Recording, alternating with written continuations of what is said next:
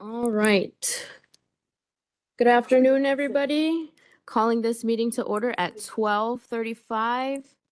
Herb, would you lead us in the pledge?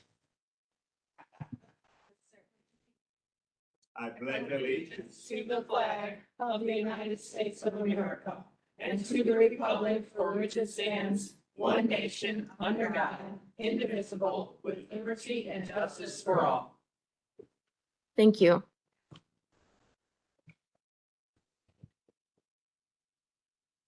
Roll call, please. Ogalla, Here. Berkowitz, Here. Brooks, I'm in Dawn's seat, but I'm here. Let the record show. Bullock, Here. in the corner, That's everybody else. Baby. Butler, Here in the other corner. Hickey. Here. Ortiz. Present. We have a quorum. Thank you. All right, next on the agenda, we have the approval of the minutes for September 2nd, 2025. Can I get a motion, please? Motion Hickey. Motion Hickey, Second, second Brooks. Roll call? Ogalla, Yes. Berkowitz, Yes. Brooks, yes, Bullock, Yes. Butler, Willing to abstain. Hickey, Yes. Ortiz. Yes, What was? we're approving the minutes for September Approve the 2nd. minutes. For which? September first, First. September 2nd. Okay, thank you. Motion passes. Thank you. All right, next we have the special meeting minutes for September 9th. Can I get a motion, please? Motion Ogalla. Motion Ogalla, Second Hickey. second Hickey. Previous? previous well, bro. Previous roll. Second. Second Berkowitz. Oh, Dan, would you like to be a yes for this one? All right. All in favor? Any opposed? Motion carries. All right. Public comment. Is there anyone here for public comment? Going once, public comment twice. Anyone here for public comment? All right, moving on to legislative reports. Please take a look at that when you have a chance. Old business, we have federal legislative update from Smith Garson. Hi, good afternoon, everybody. I hope everybody is well. DC update for you. As you all know, we are currently in a government shutdown. We're in the day 7 of it. This has been, the negotiations, or lack thereof, have been going on for weeks now. So most recently, in mid-September, the House passed a continuing resolution, which would continue to fund the government at this fiscal year, at last fiscal year's levels. The House passed that bill. It would have kept the government funded until November 22nd. It then went to the Senate, and it did not pass the Senate. The Senate needs 60 votes to pass a funding bill. There are 53 Democrats in the Senate, Republicans in the Senate, which means you need at least 7 Democrats to vote in favor. The vote in the Senate, there was 2 Republicans that voted against it and 3 that voted for it, so therefore it did not pass. Then in late September, the House and Senate went out for the Jewish holidays. They returned this past last week and tried again.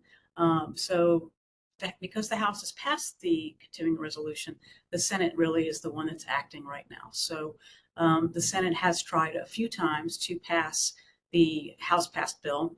The Senate Democrats have also put forward their own version, which has also failed. And the difference there is, so the Republican version would keep the government open until November 21st. The Senate Democratic version would keep the government open through to October 31st, but importantly, it would also extend the Affordable Care Act tax credit premiums. And so that's where we stand. So the Democrats want to see the tax credit premiums extended. They end at the end of this calendar year. And the Republicans would like to just move forward with a straight government funding resolution. So we are currently in a shutdown. Each federal department has different ways they're funded. But I think what you've all seen is many of the programs in the departments have shut down. There are more to come as these agencies run out of money. For example, Secretary of Transportation Duffy, has said that small airport funding will probably run out by this weekend. So we're keeping track of it. The negotiations are still ongoing. Yesterday, President Trump said that he is interested in extending the Affordable Care Act tax credits, and he was interested in working with the Democrats. But we are still in low-level talks. There is still an impasse. So right now, the House is out of session. Speaker Johnson has said he will not call the House back into session unless the Senate has acted and passed a resolution. So we're kind of in limbo here. Most of the federal government has shut down. Congress, Senate's still in. House is able to come in as soon as the Speaker would like them to. They are funded under the Constitution. Congress is funded. That's where we stand. Any questions? All right, before we get started, I will ask that if these questions aren't like super time sensitive, if we could, instead of taking a bunch of time to discuss this here, send those questions to Chuck, and Chuck can get them over to our lobbyist so that we can get those answers, because we do have quite a lot to discuss further on in the agenda, but just keep that in mind, if you will, please. Dan? Well, it's good you started with me.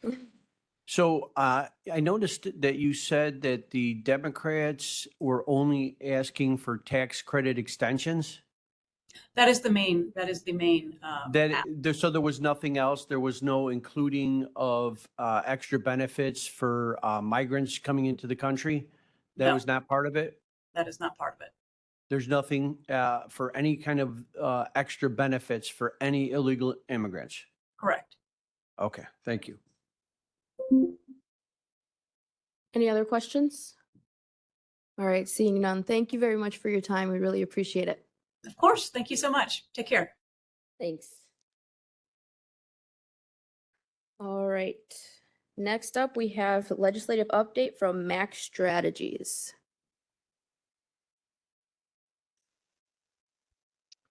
Well, good afternoon. Happy to be with you. We've got the veto session, the 2-week veto session coming up in Springfield. As you know, the spring session adjourned in the early hours of June 1st. And thereafter, all the bills that were passed were sent to the governor. He has acted on them at this point. The veto session is generally intended to be for the legislature to address vetoes by the governor. The governor has had very few and probably none that will require or see action by the legislature during the veto session. However, just called the veto session doesn't mean the legislature is limited to acting on vetoes. They can work on other legislation and pass other legislation during this 2-week session, which is October 14 through 16 and 28 through 30. The sort of hot button issues, we don't expect any sort of supplemental appropriation bill to respond to efforts in Washington at this point.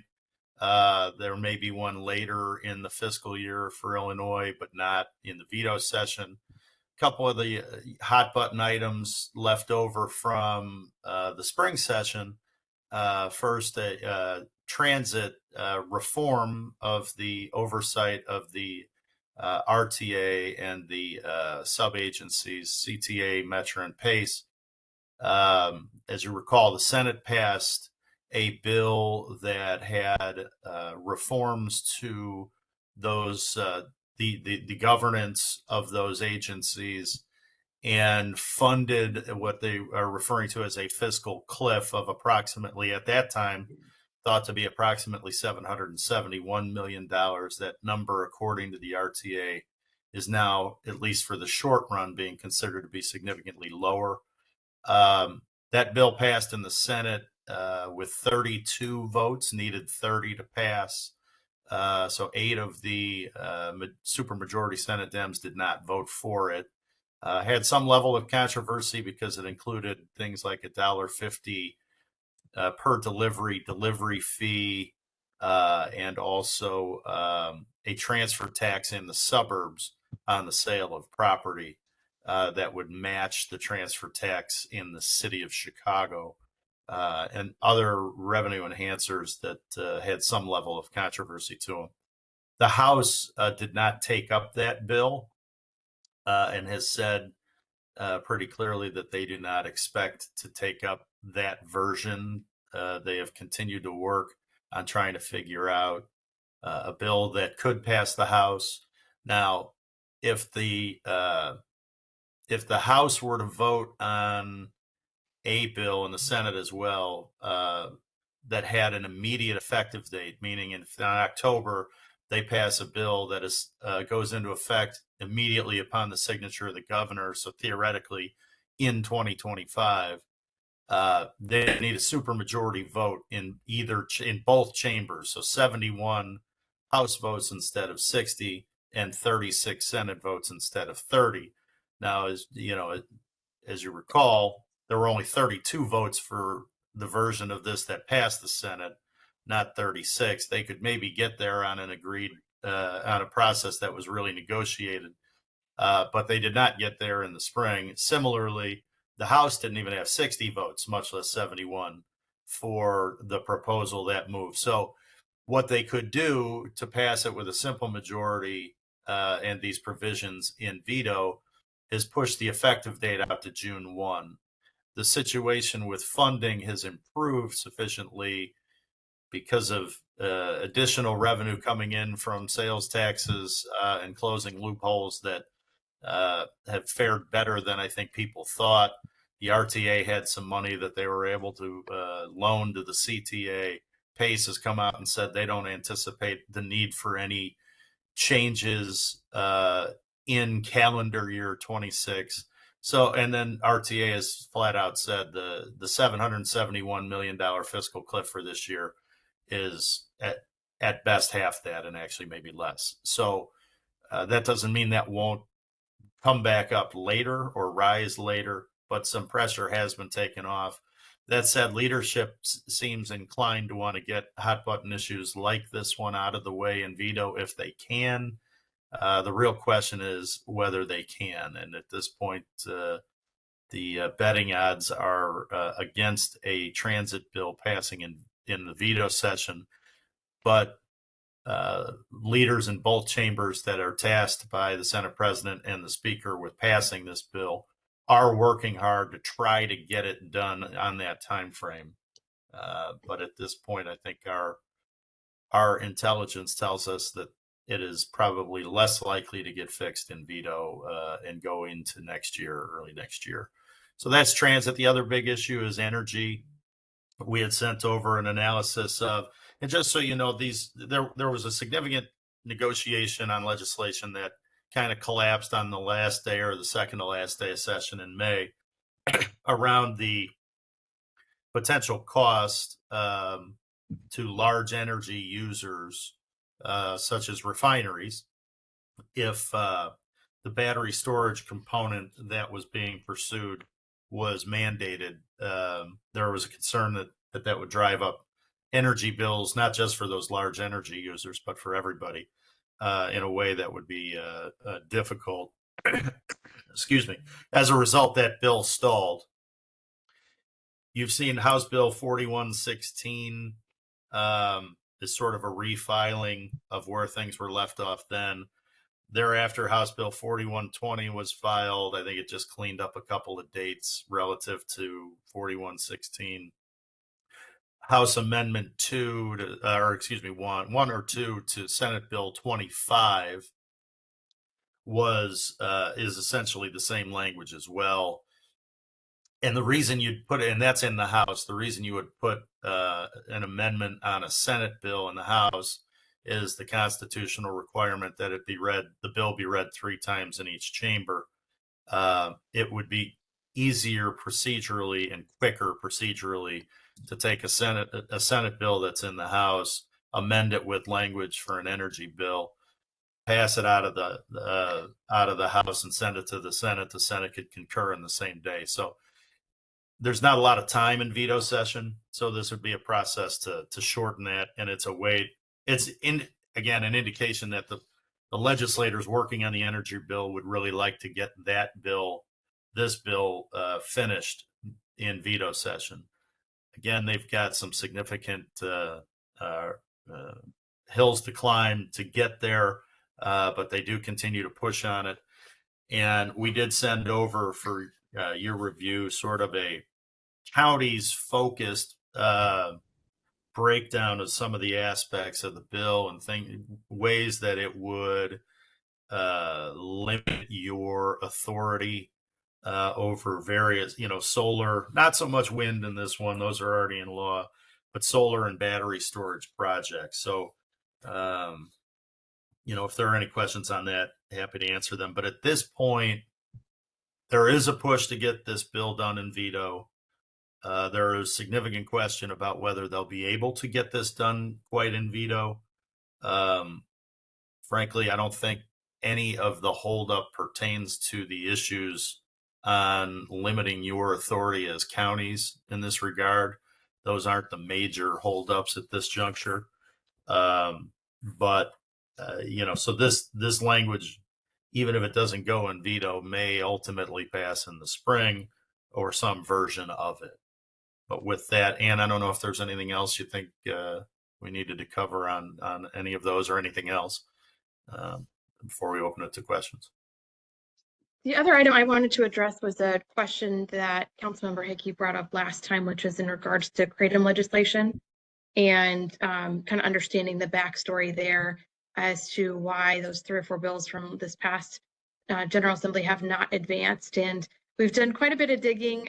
Matt's talked to Senate leadership and directly to one of the sponsors of the bills. We've talked to staff. We've reviewed the records. Unfortunately, it just seems to be one of those issues that's kind of mired in this whole larger debate about cannabis versus hemp regulations in the state that has been ongoing and stalled and controversial for quite some time now. You may have seen some articles about the governor and the legislature having a disagreement over that. We are seeing that the Kratom bills and the Delta 8 bills are largely filed separately, but it is very easy for folks to get those 2 issues kind of conflated in their minds and in debate. When they do come up, advocates for Kratom will defend it, saying that it is different from Delta 8 and hemp-derived products because it is not synthetic, it is natural, it has its roots in Eastern medicine, and they will defend it as having therapeutic uses that they can point to. There's also an implication that it is perhaps not being utilized by minors as much. It's not marketed towards minors quite as much as the Delta 8 products seem to be driving that fear of. So that's what they say, but certainly there's differences of opinion on those points. Unfortunately, at this point, all of the regulations, either whether it be Kratom or Delta 8, like I said, continue to be mired in this back and forth about cannabis that's just stalled at this point. So we will continue to watch as that may reemerge. Unlikely to be in veto session, but more likely to be next session, and follow that for you to be able to provide further updates. Thank you so much. All right, before I open it up to questions, I just want to give the same advice that I did last time. If your questions are not extremely time sensitive, if we could save them, put them in email, send them to Chuck, and then we could relay them to the lobbyist. That would be great. With that, I'll start off with Member Berkowitz. Thank you. So for the Amazon and the transfer tax, is that dead or is that coming back? Good question. So the delivery fee bill, which it's primarily associated with Amazon because of all the deliveries, but it is broader than that. It's So in also the Prime. bill, It's Prime as well. it's any Okay. delivery. Now there are Thank you. exceptions. Yeah, there are exceptions for purely grocery or purely pharmaceutical bills. But if there's deliveries, but if there's any mix at all, then that exception goes away. So it's, yeah, if you know, if you use a food delivery company or A florist. a florist, pizza, you know, all of Wow. it, really any delivery with those narrow exceptions is going to be included in this. So that was at $1.50 in the bill that passed the Senate. In the summer and fall, we had been hearing that it wasn't likely to be included. And then sort of mid to late September, there was talk that it might survive and be included, but not at $1.50, at 50 cents. So a drop in the amount. So again, unclear, because negotiations really are very fluid as to what might get in there or not get in there to fund this. And again, in light of, you know, the recent change in what the RTA projects they actually need, you know, that sort of throws a whole wrinkle into all of it, including transfer tax. You know, the transfer tax was vehemently opposed by the realtors, and they, after session, had some communication, some outreach, coordinated effort to communicate their displeasure with voters in various areas. And that got the attention of a lot of legislators. Whether or not that results in that measure ultimately being pulled out, or that measure spitefully remaining in, frankly, remains to be seen. Matt, a But- concern with that, so in regards to restaurants, so they have a delivery, they have to charge this delivery fee. What is the burden on the restaurant owner? They collect the tax, then they have to report it, they have to process it and deliver it, correct? That's an additional impact on their time and resources, isn't it? Well, that's an excellent question. Actually, yes. So the vendor discount is what it's been called Vendor over the years. discount. So for the collector of that, it's historically been around the idea of collecting state sales tax.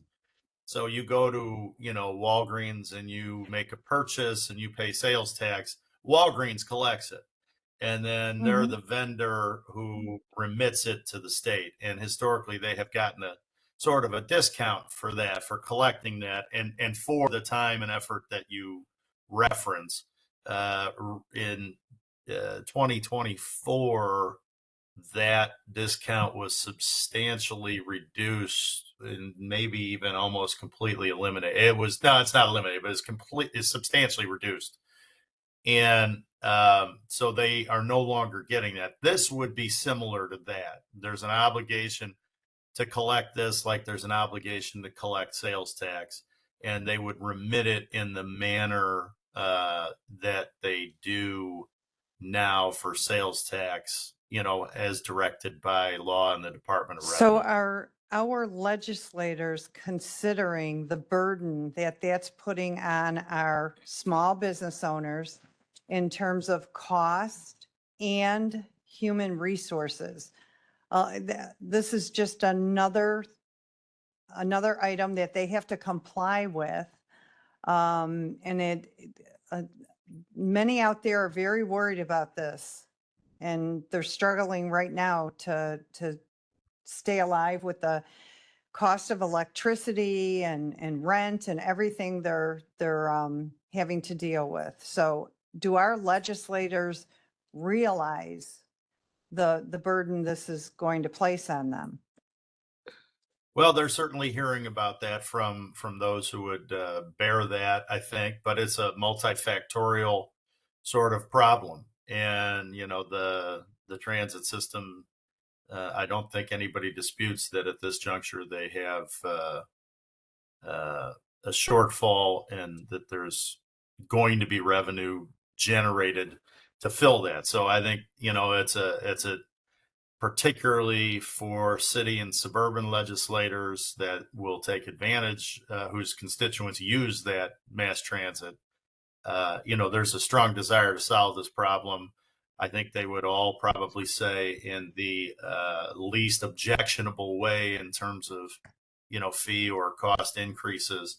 But it's a real challenge, and that's why, you know, there wasn't a bill that was able to pass both chambers, and why there was, you know, a fair amount of opposition in the Senate, even to the one that did pass. So not an easy problem to solve, a lot to factor in and weigh. But legislators are certainly being, you know, reminded of that potential impact by those who would bear the brunt of that. And Matt, there were just two other bills of particular concern. The motor vehicle mileage tax that came up. Is there any bill coming forward that would tax the miles you drive?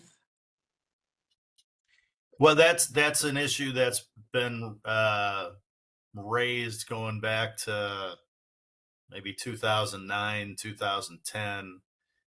The idea being, you know, we repair our roads and highways based on gas tax, and we use that. You know, that's the nexus for charging the gas tax is largely to, you know, repair the roads. And as electric vehicles grow in percentage of cars on the highway, or theoretically, you know, if you picture today where it was all electric vehicles, the gas tax isn't going to generate much revenue by then. And so I think the idea is, from the proponents of this, is to try to figure out a way to charge people for their use of the road in a way that will generate the revenue needed to maintain the roads adequately. That issue has never, it's been revisited a number of times since 09 or 10, the first time I recall it being brought up. And it always runs into challenges, you know, from a privacy component. You have legislators both on the ideological left and ideological right that become concerned about, you know, the department knowing where and when their car is moving, and so that's somewhat necessary to being able to collect tax that way. So I think that to a large extent has been why that measure hasn't gone further than it has. So I'm sure we'll see it again sometime soon. I'm not quite sure that in the meantime, the way that the state has chosen instead to ensure that electric vehicle owners pay their fair share for the roads is to charge them a larger registration fee. Okay. So they get their money that way. Okay, thank you. And the last bill was, is there any movement, or will the Illinois Euthanasia Act come forward? It was Senate Bill 1950. What's the status of that? Otherwise known as the Assisted Suicide Bill, sometimes called. Yeah, it. Do you want to go ahead, Ian? Sure. There was a lot of discussion about this in the spring session, but there's been none since. So it is definitely possible that this could continue to move forward in next spring session, but it is unlikely to move forward in veto session. Thank you. Member Butler? Thank you. Well, I'm glad to hear that. We got enough people moving from Illinois right now, so we want to make that an extra depopulation consideration. So on the transfer tax, so if they were to have a transfer tax, would that eliminate the the gas tax? Like, since it would apply to everybody, or? Well, those would be two different things. So the transfer tax in this context, is the transfer of the sale of property. So when you sell your home, currently you pay some transfer tax. Under the bill that passed the Senate in the spring to help fund transit, you would pay a larger transfer tax than you do now, and a transfer tax that matches what is paid in the city of Chicago now. So that was designed to help fund, fill the shortfall in the transit systems. The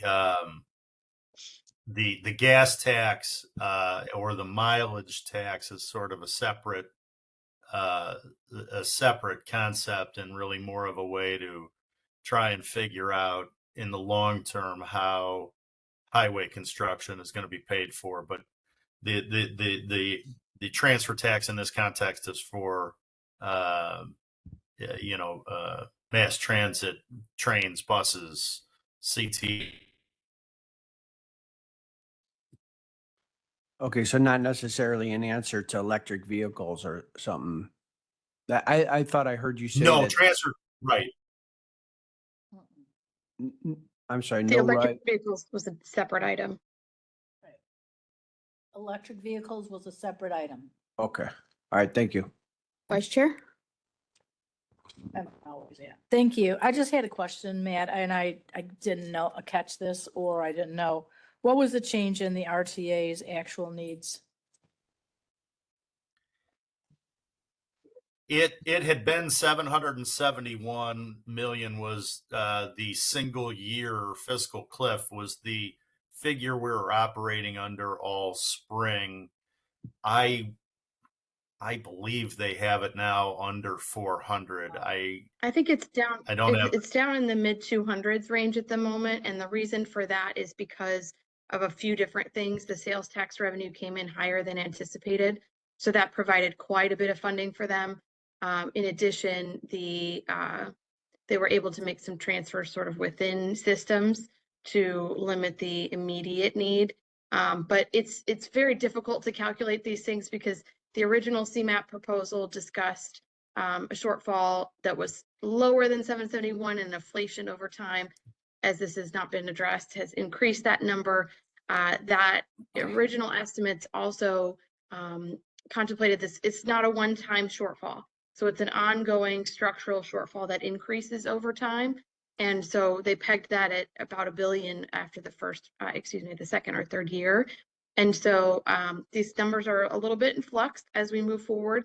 But because of that increased sales tax revenue in the short term and being able to share some money around within the systems, they're looking at a lower number at this moment. But basically every news report you hear every month or so, it's changed, unfortunately. Okay, thank you for that. And I just have one other question regarding House Bill 4116, or now the 4120.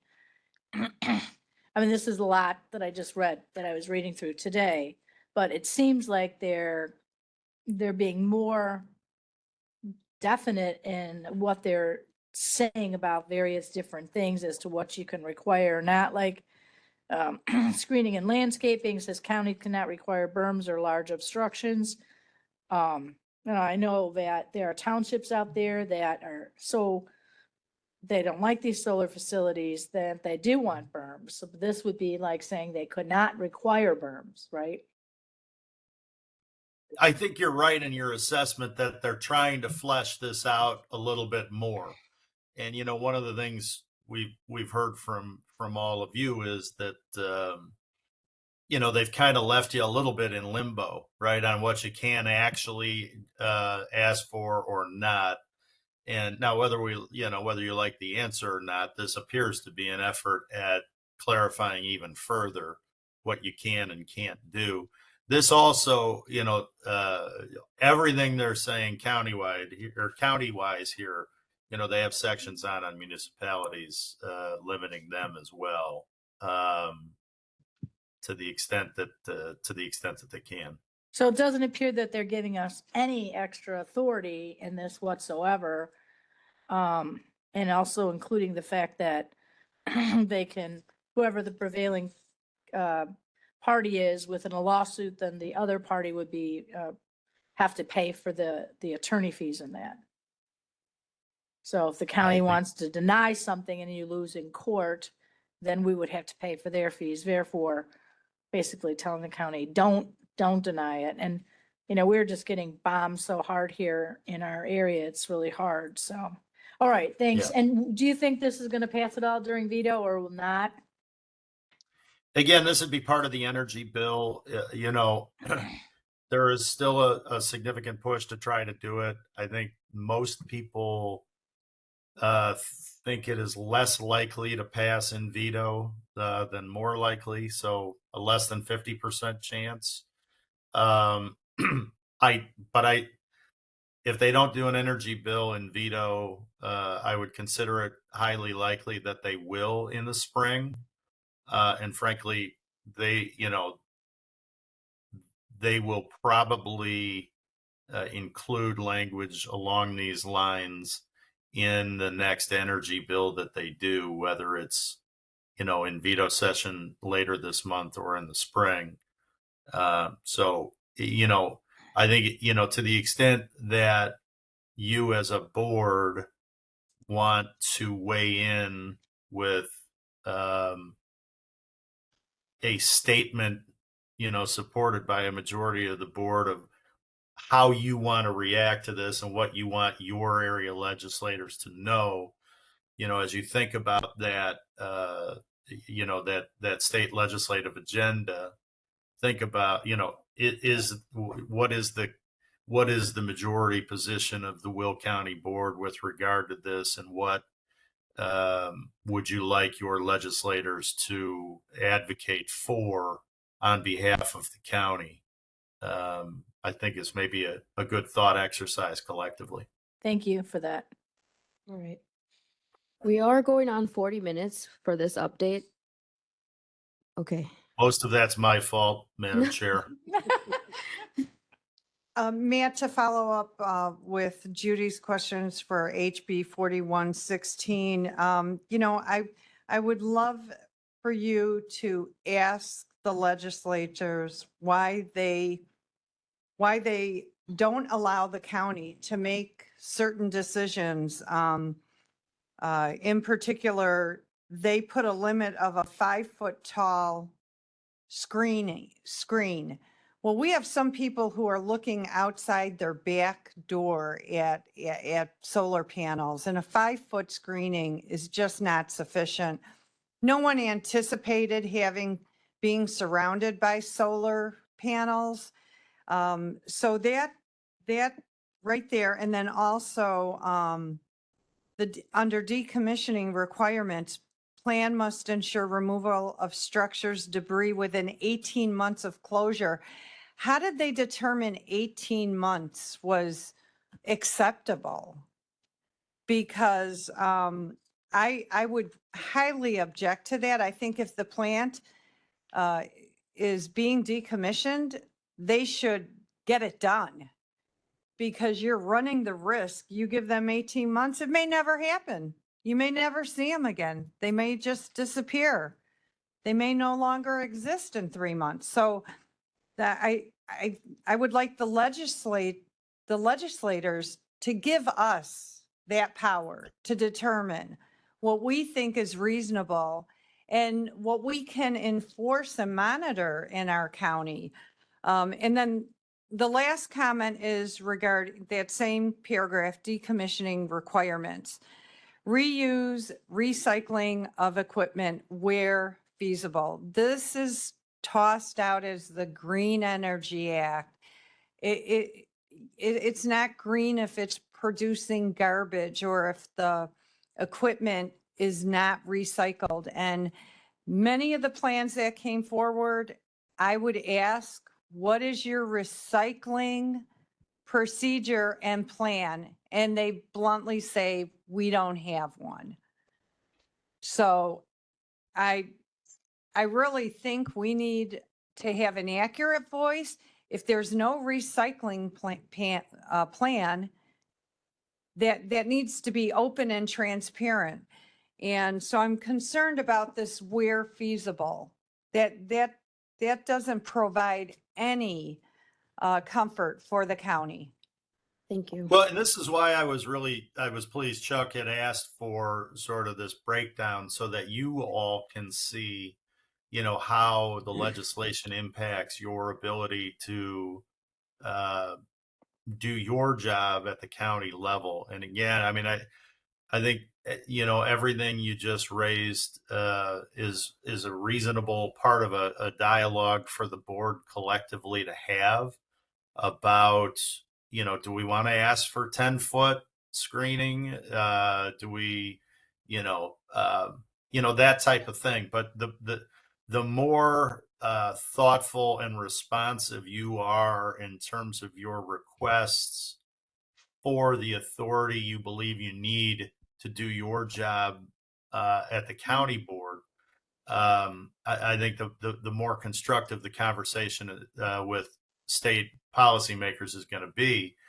And again, you know, we've said this a number of times over the last couple of years, but at the end of the day, the reason the state legislature passed the law taking away authority from county boards is because they felt county boards in areas of the state were inhibiting the use of solar and wind, and they very much believe in solar and wind and do not want to see them inhibited in Illinois. And that general philosophy continues to be shared by a majority of legislators in the Illinois Senate and the Illinois House. So the idea, you know, and again, we said this, they're not going to give you all of your authority back because they're concerned other counties won't let development of renewables go forward if they do.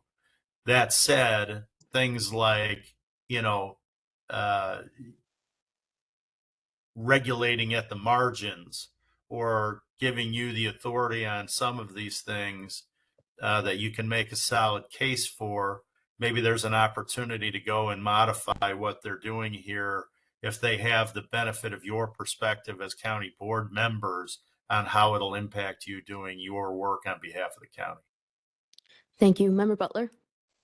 Okay, I just have a few questions, but I do have a comment on the inhibiting the use, that the people in Springfield don't like that we're inhibiting the use of that. That bothers me. Who better than the people that live there to be able to inhibit how that property is being used? Why is it that people don't live here that are down in Springfield would feel so strongly about this? Could it be because of all the money that's thrown around Springfield in order to get these projects moved along? I wonder. You know, on here, I look at some of these things and it says requirements for drainage plans. What are these requirements for drainage plans? Because I know that when you take the berms out to prevent, you know, that prevents water runoff going onto other properties. And I heard that once these solar fields go in, that they aren't responsible for any runoff that comes off their property. So if there is any contaminated water, that they're protected. So definitely would like to know what the required drainage plans are. If you could comment or write that down. Yeah, Okay. I don't have a comment right away, but we can look into that. And then why not the berms? Because the berms would be the best way to route the water. And again, you can write that down too. Well, I mean, I don't know what their explanation is for the burn.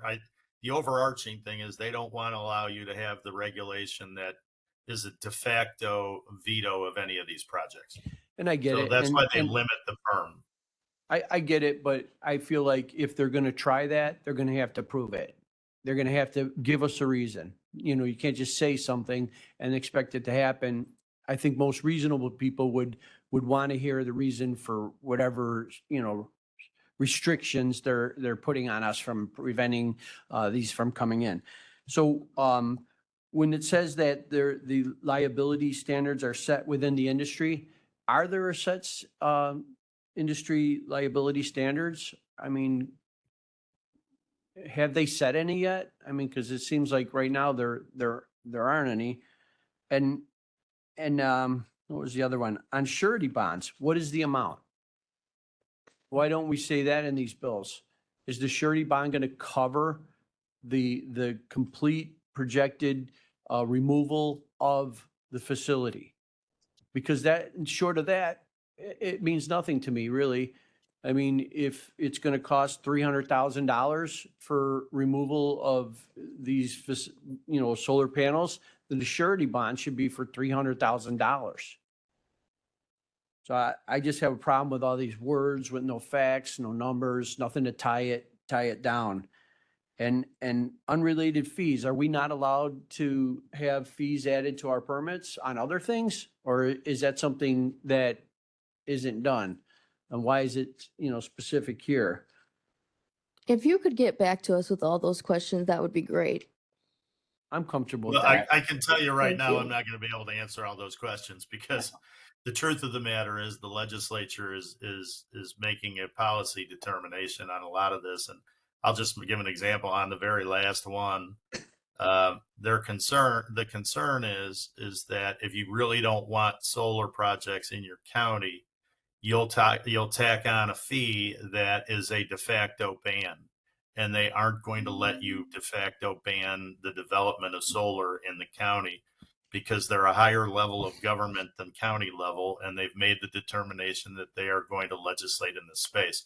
Again, the most effective thing you can do to retain the most amount of authority is feasible in light of the overwhelming opinion of the supermajority of the General Assembly is to make a case for why some of these limitations go too far and will have a negative impact on county residents, and offer an alternative that doesn't appear to the majority in Springfield to be a backdoor attempt to avoid the development of renewables, but is in fact a measured approach to try to make sure that it's done properly and in the best interest, weighing the interests of environmental concerns and county residents.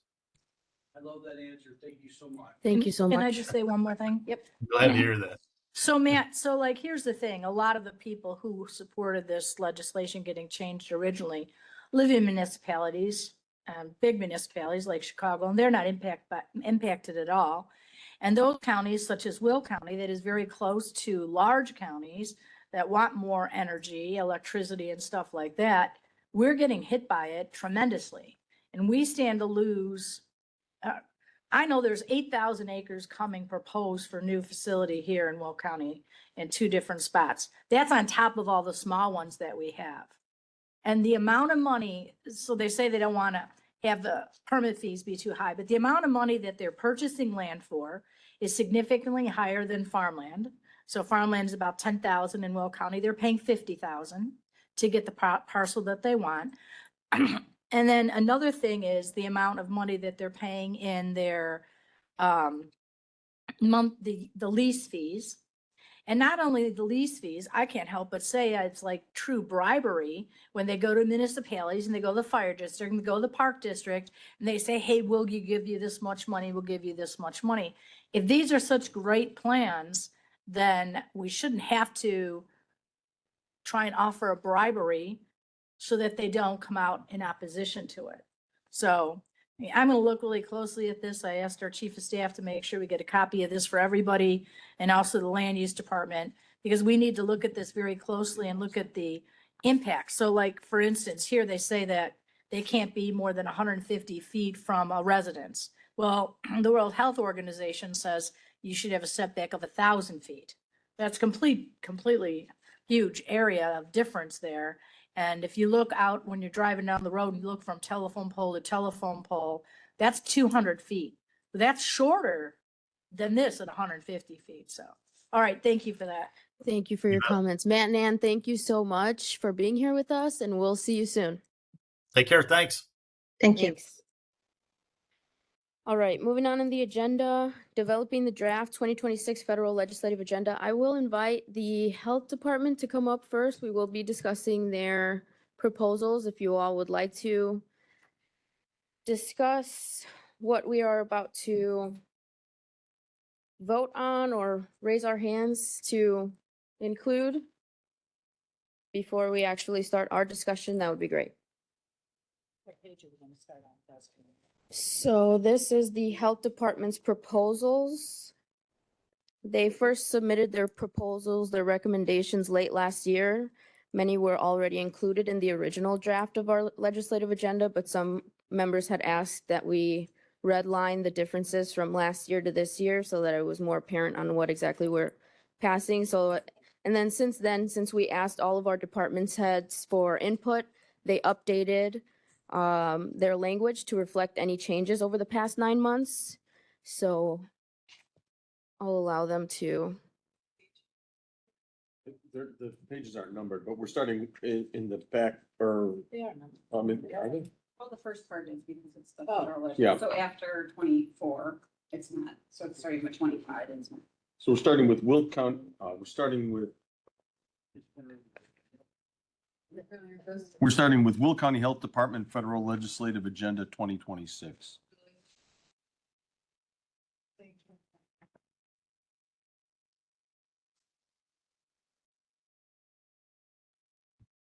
So if you would, please just offer us a little bit of background before we discuss amongst ourselves. Obviously, there is a lot we have provided. So anytime we're asked to provide information for a legislative agenda, we basically put everything out there, hoping that maybe some of it will stick. Obviously, the health department is about prevention and interventions and education. So a lot of these initiatives are just that and continuation of those types of initiatives. So, do you want me to go item by item? Because the No, first section please is, don't. oh, okay. I'm sorry.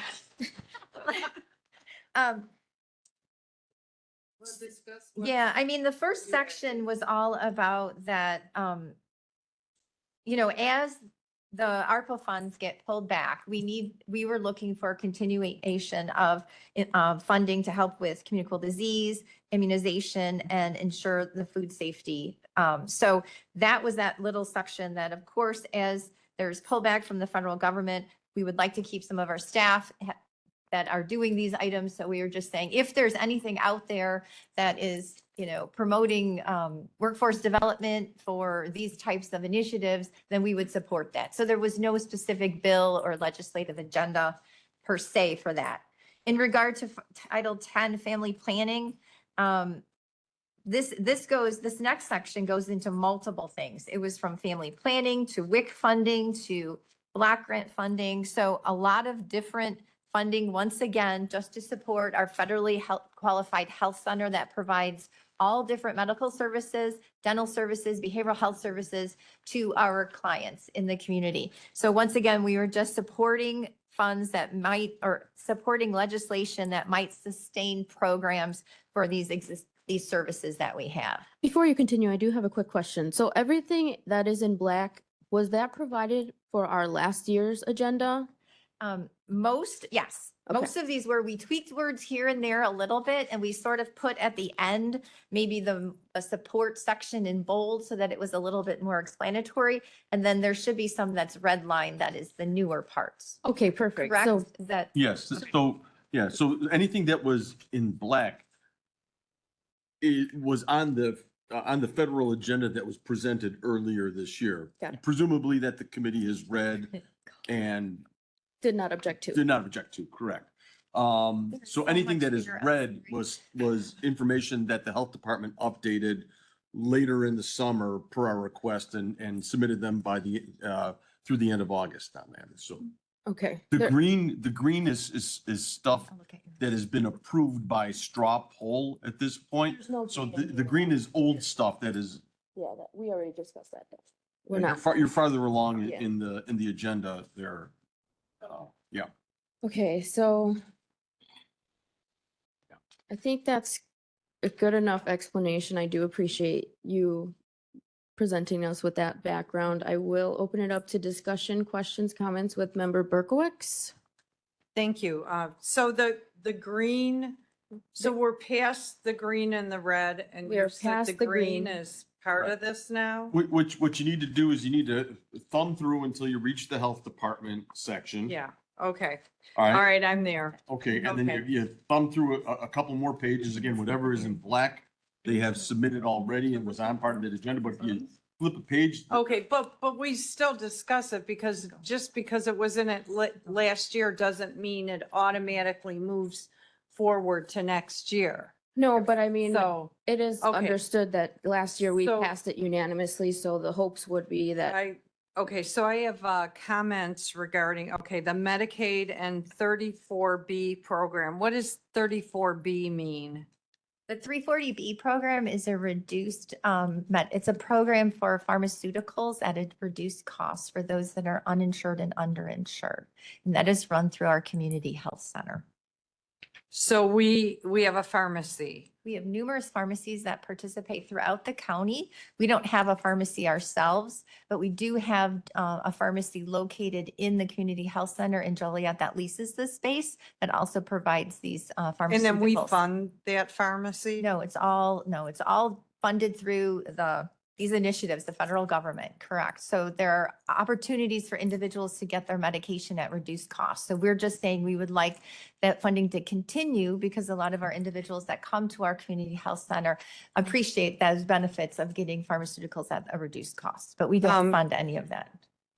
Okay, so I know like Costco, Walgreens, when people go there all the time and they have their reduced or free medication. So we do that as well at the county health building. Well, like I said, we don't have the pharmacy. We have Well, associate, okay, we have What agreements is the cost to have that company there to provide that service? What does it cost the Will County taxpayer? they pay rent to us. So the pharmacy actually rents Okay. the space. So they're paying, I believe it's $800 a month. I can check that for sure, but I think that's what it was. So, So they're producing revenue. yes, thank you. Okay, so I'm just, but it's in our legislative agenda. correct. Because the individuals that we serve, not only at the health department and at the community health center, benefit from these pharmaceuticals at reduced cost, which then help with their care and Right. their issues, that we want the federal government to continue this program so that our clients in Will County and our constituents can take part of it. And there's numerous pharmacies all over the county that offer this. Okay, And we have I- a list, which I could get you, that we Okay. give to individuals. I don't recall this being Oh. in the agenda last year. Maybe, I It mean, I was. just don't recall this, but, okay. And so what I, wondering here, it says, you say Medicaid was expanded to include care for seniors and new immigrants. Will County supports instituting this Medicaid coverage. Now, Will County, you would like Will County to support this because these are patients we have? Yes. Okay. For immigrants, what is their legal status? We're not supposed to ask legal status. I'm asking the health Okay, let department. her say At that. this point, we do not ask legal status. Okay, so we don't, because we don't want to? No, because at this point, our federally qualified health center gets, they're funded through HRSA, which is the Health Resource Administration Services, and they do not allow us to ask for their immigration status. So what is HRSA? That they can prevent us from asking They are the ones this that, question? yeah, they're the ones that fund our Okay. federally qualified health center Okay. through the grants. Okay, That's how s- we run our health So center. if we are not if we're not in this federally grant health system, we don't have those restrictions. Correct. Then we don't have, yeah, then we would not have a federally called, we would not have the health center. No, we wouldn't, but they could still go in the community and go to other pharmacies. Or other FQHCs. There's other Exactly. FQHCs in Well, the community. I think that's fair. I mean, when you leave the hospital, you go to the pharmacy. The hospital doesn't provide that service there where, you know, you leave your medication, you go to the emergency room, they tell you what you need and you have to go get it. But I'm looking at the cost to the taxpayer here. It's very similar to in the emergency room, if you go to the pharmacy that's there in the hospital. That's their, Walgreens runs it, right? Walgreens is it? Doesn't cost the hospital anything. In fact, it produces Well, revenue. The same thing's exactly, going on here. but I'd like the documentation. I'd like to know who are we servicing? How many are residents? How many aren't? Our taxpayers want to know why they keep paying more. And, you know, not everybody goes to the health department. Very few people actually out of our population, our county population, do go to the health department. And that's why I'm asking that. We have a large percentage of individuals that utilize the health department. Thank you. I have provided statistics in the past. I've provided the demographics. I can provide them again. Well, there were some graphs, but I don't think we got the exact numbers from the grants that we asked for, kind of. I thought I had presented everything that you requested. There were did. graphs, but we wanted numbers, how many people, how many individuals? And again, we could probably look at the audit and look at the number of visits and things like that, but, okay, so we're limited, we cannot record that data. And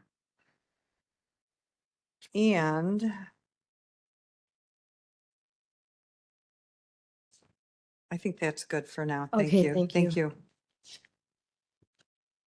you. Member Butler. Yeah, so I keep hearing all this talk about ARPA money and the loss of ARPA money. And I just, it kind of confuses me because I believe that ARPA money was created from a pandemic.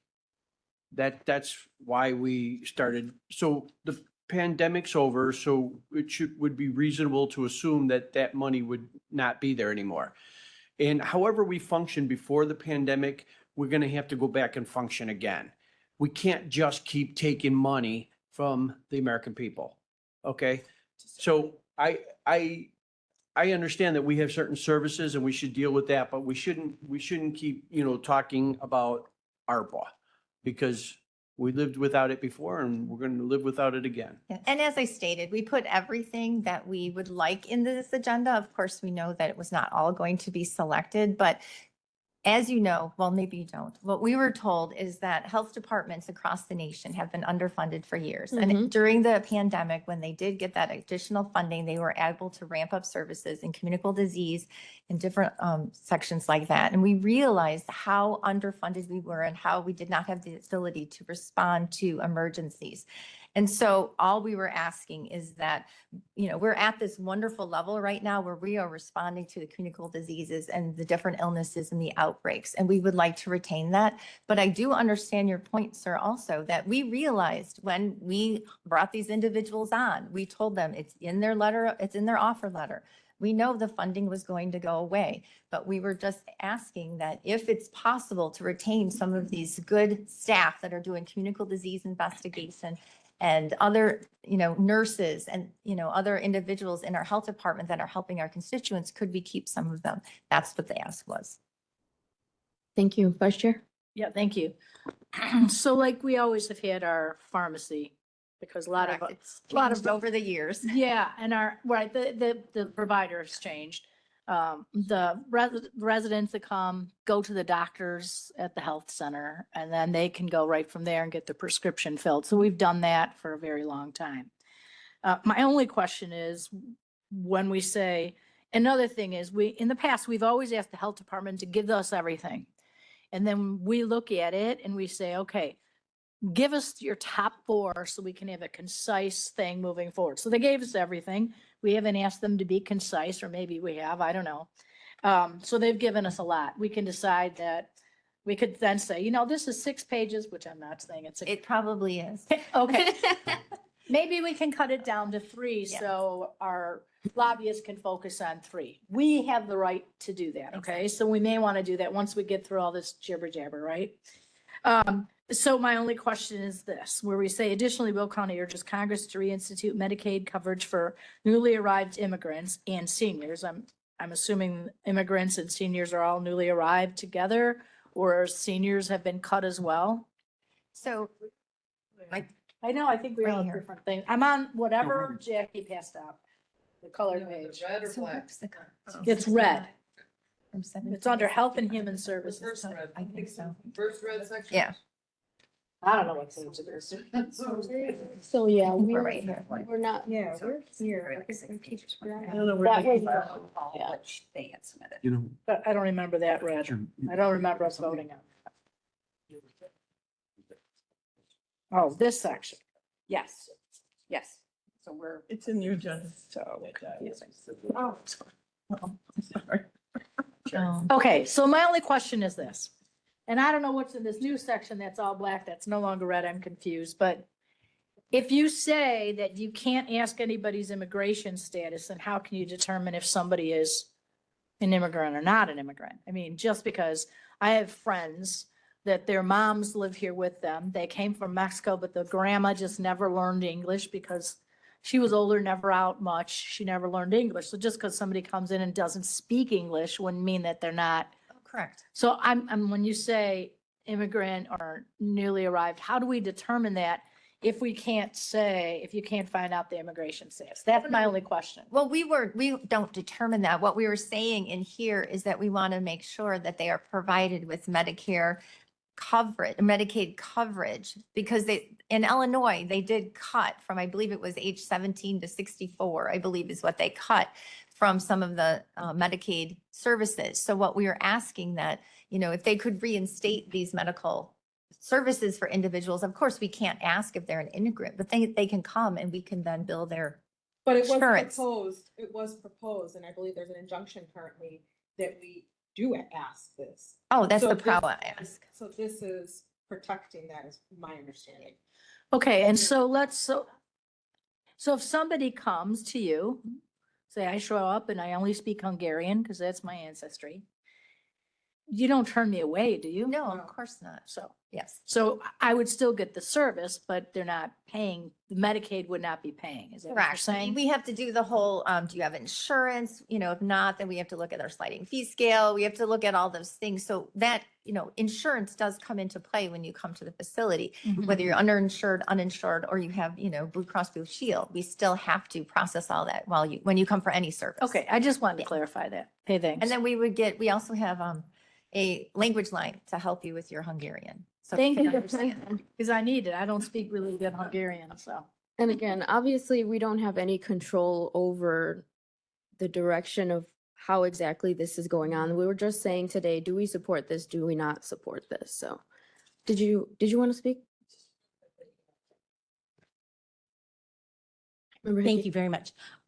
So if I'm understanding this correctly, all you're asking is that this is care you would be providing anyway, Correct. but you just want to make sure that it is eligible under Medicaid to receive reimbursement for the work that our county is doing.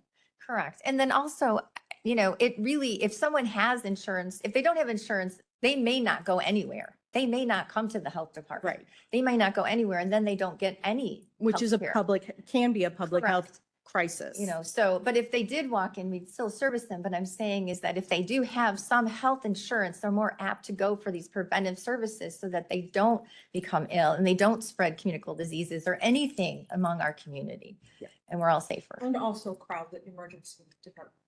Exactly, which Increase those costs. Sorry. And then you have crowding in the emergency departments and then increased costs to the hospitals, and then that just perpetuates Yeah. further. You know, it was amazing when we were, last year, my husband ended up in ICU for 5 days. We went in through the ER. He does not complain, my husband. So he was willing to sit there and have difficulty breathing and stuff. And I was like, I got eyes with a nurse and I was like, can you? And she's like, I think we need to get this gentleman back right now. So, I mean, but you get to a volume where you can't do that anymore. So I really appreciate you explaining that. Thank you. Thank you. Member Williams. And I just had a comment. I think, which it says newly arrived immigrants. I think there's an assumption here that newly arrived illegal immigrants is the issue. It says newly arrived immigrants and it doesn't make a distinction. So I just wanted to point that out. Thank you. Member Oh, Berkowitz. Okay, so now that I found the right page and I'm looking at the right paragraph, you know, I know lots of people who are on Medicare. They're struggling. Medicare doesn't pay. They're trying to afford their prescriptions. They're not seeing any relief. It just seems to grow. And so knowing that our constituents out there, that they're all struggling with these issues. Julie, you're on the wrong page. Uh, It's this page. There's no green or red on it. We're starting here.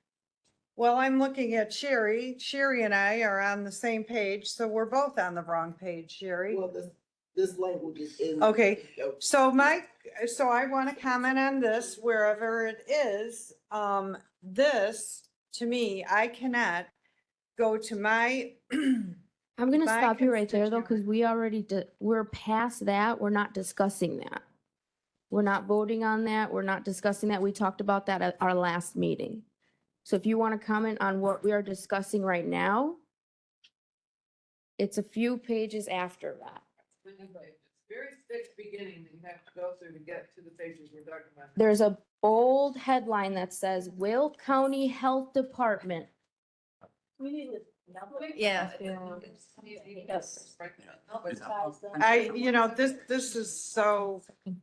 This is just so incredibly. Keep going, more pages, more pages. Keep going. Keep going. Okay, yep. Yes, okay.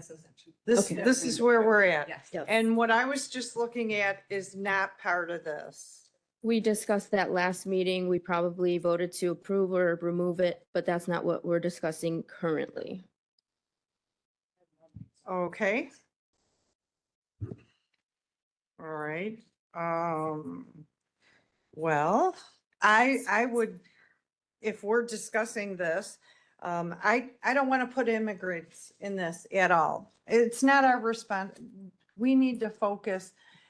People are people. So I don't know why we would have to say seniors and new immigrants. What is the reason for that? What are we on now? The Medicaid under 34. Medicaid and expansion, 34 the Medicaid expansion. And honestly, I think, again, I mentioned this last time. Our I've had several legislators tell me that they won't read a book. It needs to be short, it needs to be brief, and it needs to be concise. It's up to us. Yeah. Well, do we want to produce something that's going to be effective? Well, again, this Okay. is something that was literally passed So- under your leadership that we're discussing. I just got to point we- that out again. This was passed under your leadership in this committee last year. So Well, we don't have a copy of last year's well, you agenda should. in front of us, but if you, I'd like to see it. You know, for a fact, Yes, the 34B. yes. Well, I think we'll have to take a look at that. Does staff have a copy of last year's federal agenda we can take a look at? I'm sure we can get it for you, but is that the end of your? I'll be moving on then. Member Hickey? Yeah, I just want to, is there a question here? Because if the only thing is that you're going to be intolerant of the word immigrant, then I suggest you make a motion and we vote on that and let's move on. But all of this is getting to the point of being a little bit ridiculous. Well, it's not being intolerant, Kelly. It's being specific. Are we going to have something that's necessarily beyond, what is our scope here? Okay. Again, I would ask We're that not, you we either have a make a health motion or we department move board. on. I'm saying this is Point of order. necessary. Point of order. Mr. All Butler, comments, take all that out. I believe all comments need to be directed to the chair. There should be no back and forth talking. All right, let's keep it like at least to Robert's rules. And while I'm here, I would just like to ask one question. Are we up against a time limit? Like, is there a stop point or is this gonna go on till, whenever? I would like for us to at least finish going through this because we still have a resolution to discuss. So if you would like to make an amendment, please make an amendment. If you are dead set, you're not going to support this, wait until we do the vote. And so we can move on because this doesn't seem like it's going to end anytime soon. So yes, please. We're going to be voting on whether we would like to adopt. I'm going to suggest that we adopt this in full. And if you would like to not support that, then by all means, please vote no. You could make an amendment to, The new one. I would suggest that we adopt the entire language.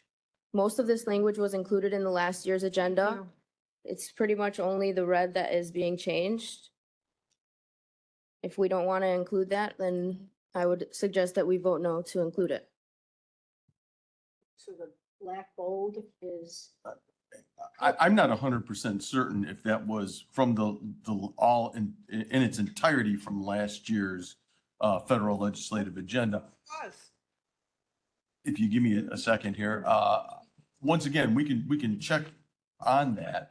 This was, as I've represented on multiple occasions, this was presented by Smith Garson. This was the original agenda for 2026, presented by Smith Garson going back to June. And this has been on your agenda for the last 3-4 months, 5 months.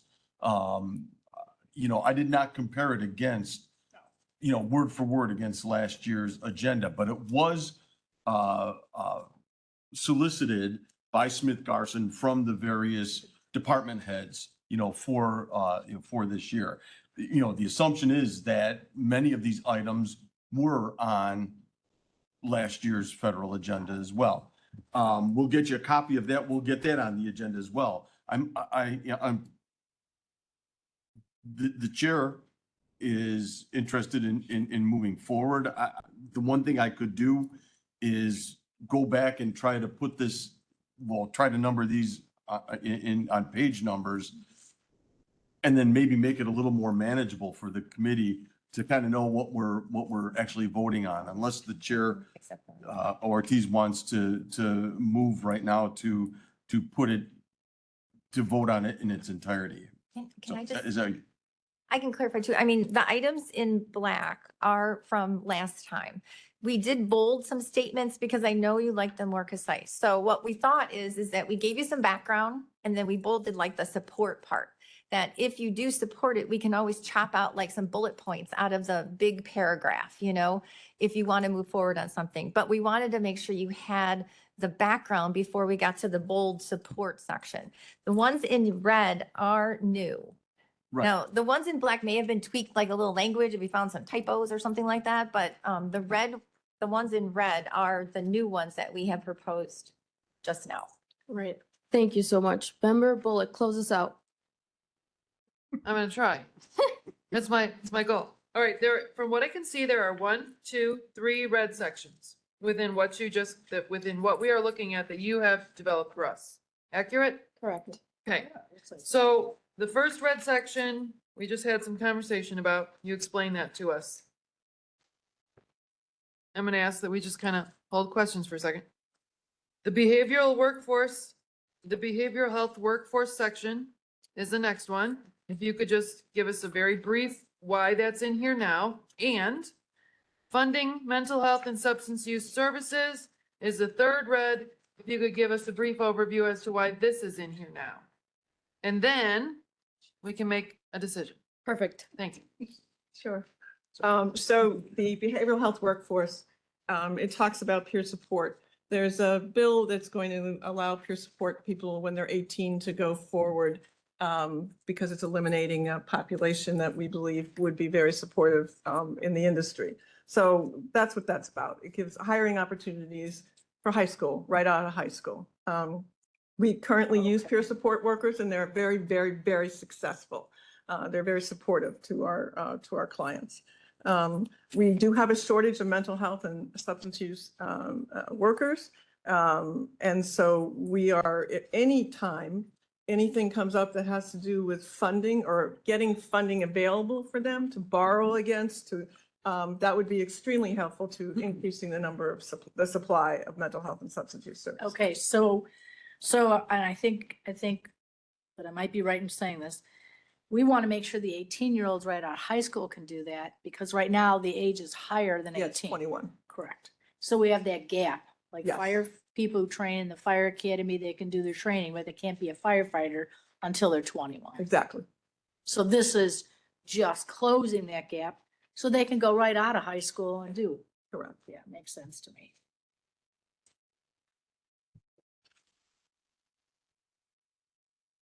We go to the next one. Yes. Oh, please. Oh, sorry. This was just this. That's just that. Okay, yeah. go. Okay, Okay, go. I'm gonna leave this open because go to number 3. Okay. Okay, so funding mental health and substance use. So again, there's background information in here about the increasing mental health needs.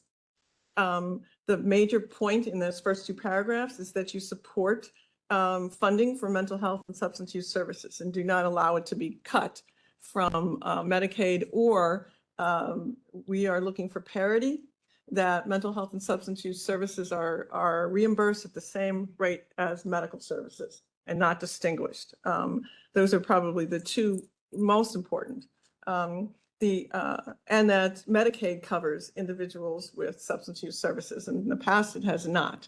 And so we want that. Again, these folks have an issue. They're going to come to our door one way or the other. We would like to be paid for that service. And I think that's the primary focus of what the bold is there. Look at the bold, that tells you Yeah. all the rest, right, summarizes it. So we talked about wraparound services. So peer support is one. Transportation access is also, and housing are 2 other areas that interfere with the ability of someone to be in recovery, stay in recovery, and get better. So just, that's across the nation. That's an overall issue for us in Will County. That's it. All right, thank you so much. With that, I'm going to make a recommendation or a proposal that we adopt the updated recommendations in full. Again, we're just doing this super informally, so if you agree that it should be adopted into our legislative agenda, raise your hand. Hold on. We just give me 1 more minute. No? I'm sorry, no, everybody has already spoken on this multiple. to finish reading the last paragraph. It just wants to read lack of access. I feel like we should have already read this before the committee. I'm sorry, I'm not gonna allow that. Raise your hand if you support this being adopted. 1, 2, So the 3, red, 4, the red, I like the red. the entirety. This red, and these pages. These reds that we just. These reds, these are all fine.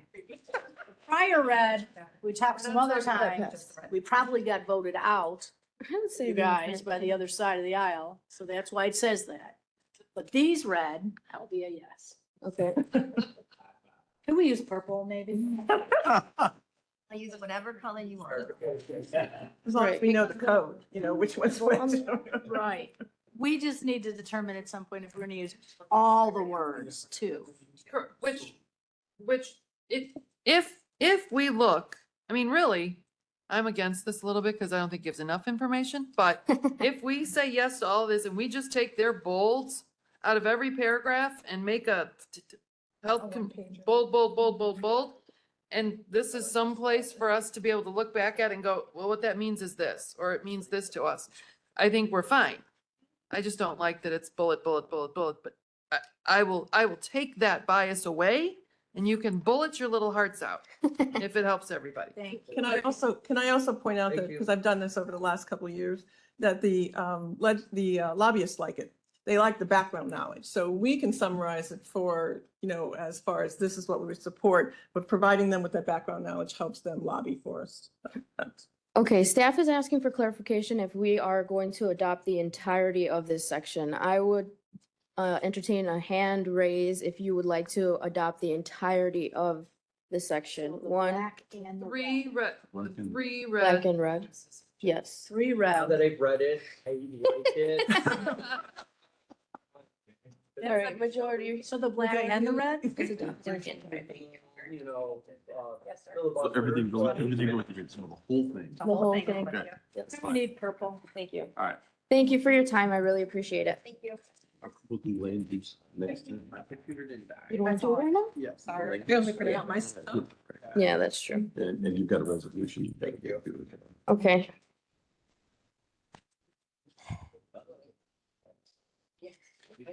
So we have lost land use. I was hoping to get through land use, workforce, and Sunny Hill and CAC today, but apparently that is not going to happen. What you But- looking well, at? Lots beyond what we just did. Is it? I don't know. You should realize that it's like the So, land use and there's sections that was. so what you have in red, or what you have physically in your hand right now that Jackie passed out, incorporates the work that you've done up to this point, which has green in there. It includes the health department section, which we just covered now, and it includes the land use requests in there. There are shorter sections related to workforce services, a shorter section related to Sunny Hill, and a short section with regard to the Children's Advocacy Center as well. And what you're saying to me as I look at these is that there is no changes suggested. No, for all I'm these not departments. representing that. Land use did not send anything that was clearly able to be redlined, and I haven't been able to get with them to redline that just yet. So the land use stuff, there may be updated information, but I think we would need someone from land use to walk us through that. So, all right, so I'm gonna be a jerk for a second. We don't have anybody else's changes in writing. All we have is what was there before. No, Changes were made to it. he's not. You're correct. Changes Ah, were made to okay. it. Changes were updated over the summer, but not redlined. Okay. I will say this. If you factor out land use, which is in the attachment that you have physically, the workforce services, the Sunny Hill, and the children's advocacy sections are all new sections right now, Right. and they're fairly short. If Okay. if the chair and the committee was interested in entertaining those now, you can certainly do that, or if you'd like to move it to another date. But those are independent and recently submitted. How are you guys feeling? Do you want to keep pushing through or should we save this for another day? I think we should do these three because they are all new, even though they're all black. Correct. They're all They're new, flawed. but are we gonna need some don't kind agree. of I don't think, explanation? I don't think so. I mean, that's my opinion. Because, I don't know. okay, so again, I'm assuming that everybody has done their homework and has read before they come to this committee. So again, I would ask if there are any objections, you make that known now. If there are no objections, I would ask that we just adopt language. And I actually, because workforce actually, I don't believe that Workforce Sunny Hill or CAC had actual language. They were just more informative. Yes. So I have proposed language here and I could read it out to you and I have it printed out. But so for workforce, there's already a section in our federal agenda for the Workforce Innovation and Opportunity Act, which thoroughly outlines the county's priorities. However, given the new information that they've provided us regarding potential and future funding impacts, I propose that we adopt the following language. So in quotes, Will County urges Congress to reauthorize the WIOA, protect adult education and related programs, and reject proposed reductions in the Department of Labor Workforce Development funding.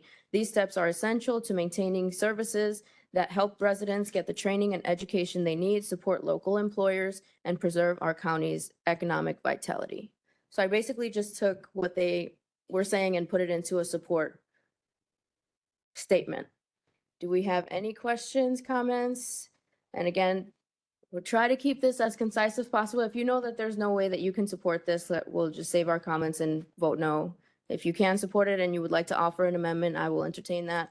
But let's try to keep this moving along, please. Member Berkowitz. Thank you. So what I'm reading here is perfect. I don't recommend adding anything further. I think it's perfect. So I don't know what kind of a vote that is, but You would I just think- vote no to the proposal that I have on the floor. okay, exactly. Okay, thank you. Okay. With no other comment, but Judy, did you have a comment? Oh, I don't. So what we're looking at on our page. Wait, mic on. Sorry, yeah.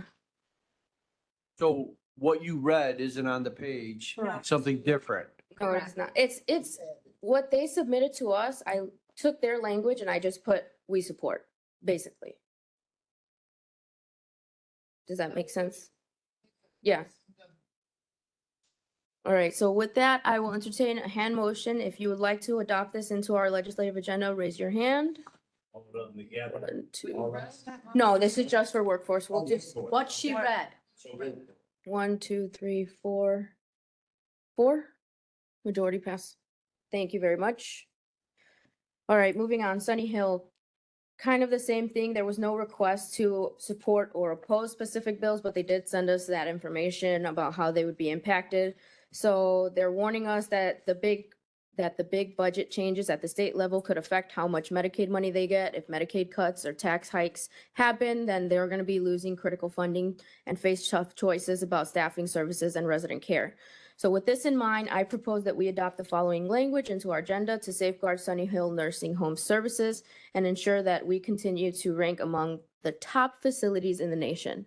So in quotes, it would be, Will County urges state and federal leaders to protect Medicaid funding and ensure that provider tax reforms do not unfairly harm county-operated nursing homes. Stable Medicaid funding is essential to safeguard care for vulnerable residents at Sunny Hill Nursing Home and prevent added costs to county taxpayers. Do we have any, go ahead, Can I ask a question? Oh. hold on, Butler Okay, first. so I mean, can we even make that kind of a statement?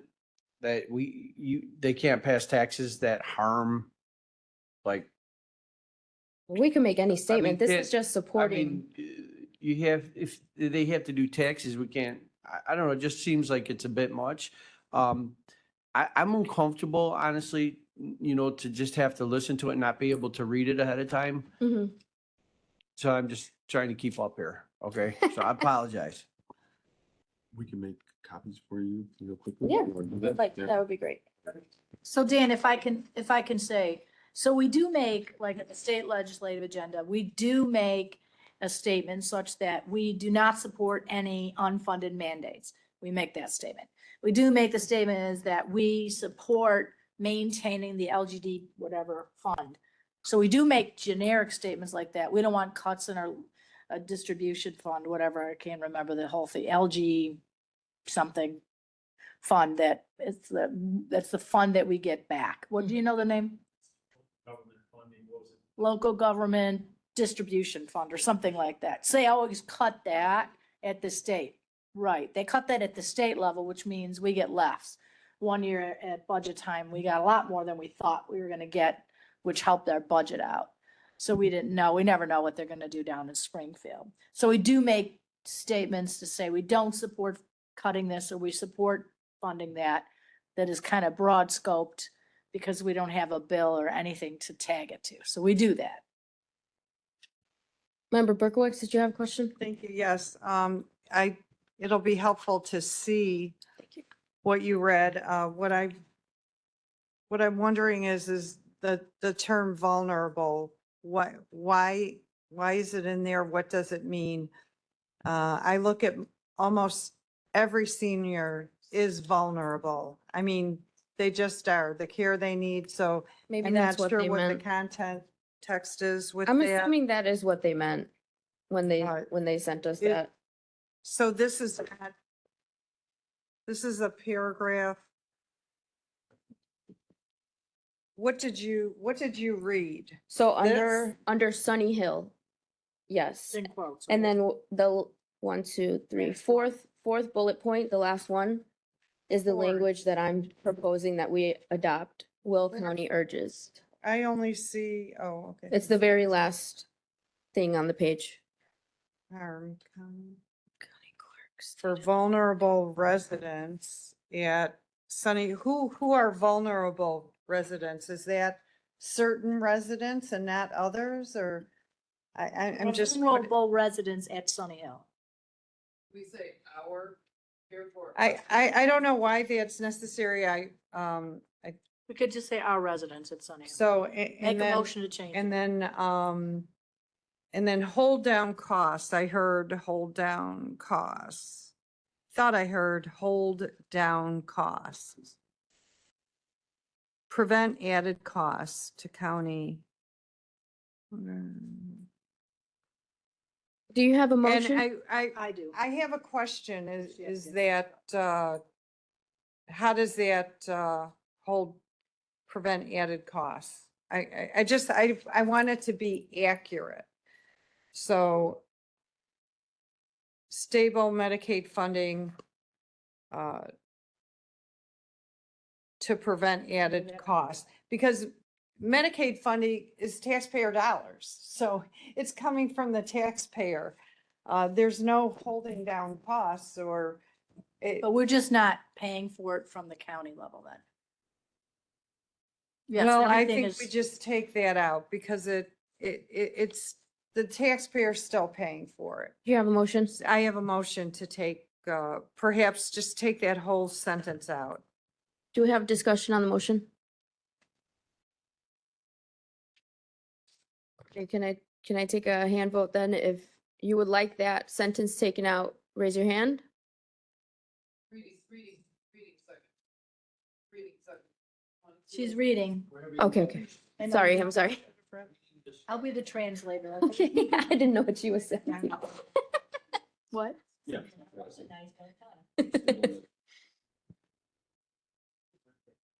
Your question was on the original?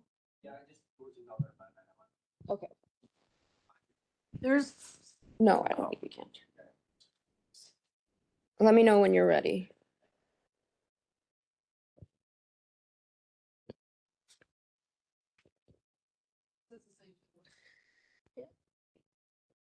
Are we all good to vote on the removal of that language? The last sentence, right? The last sentence, Yes. stable Medicaid funding.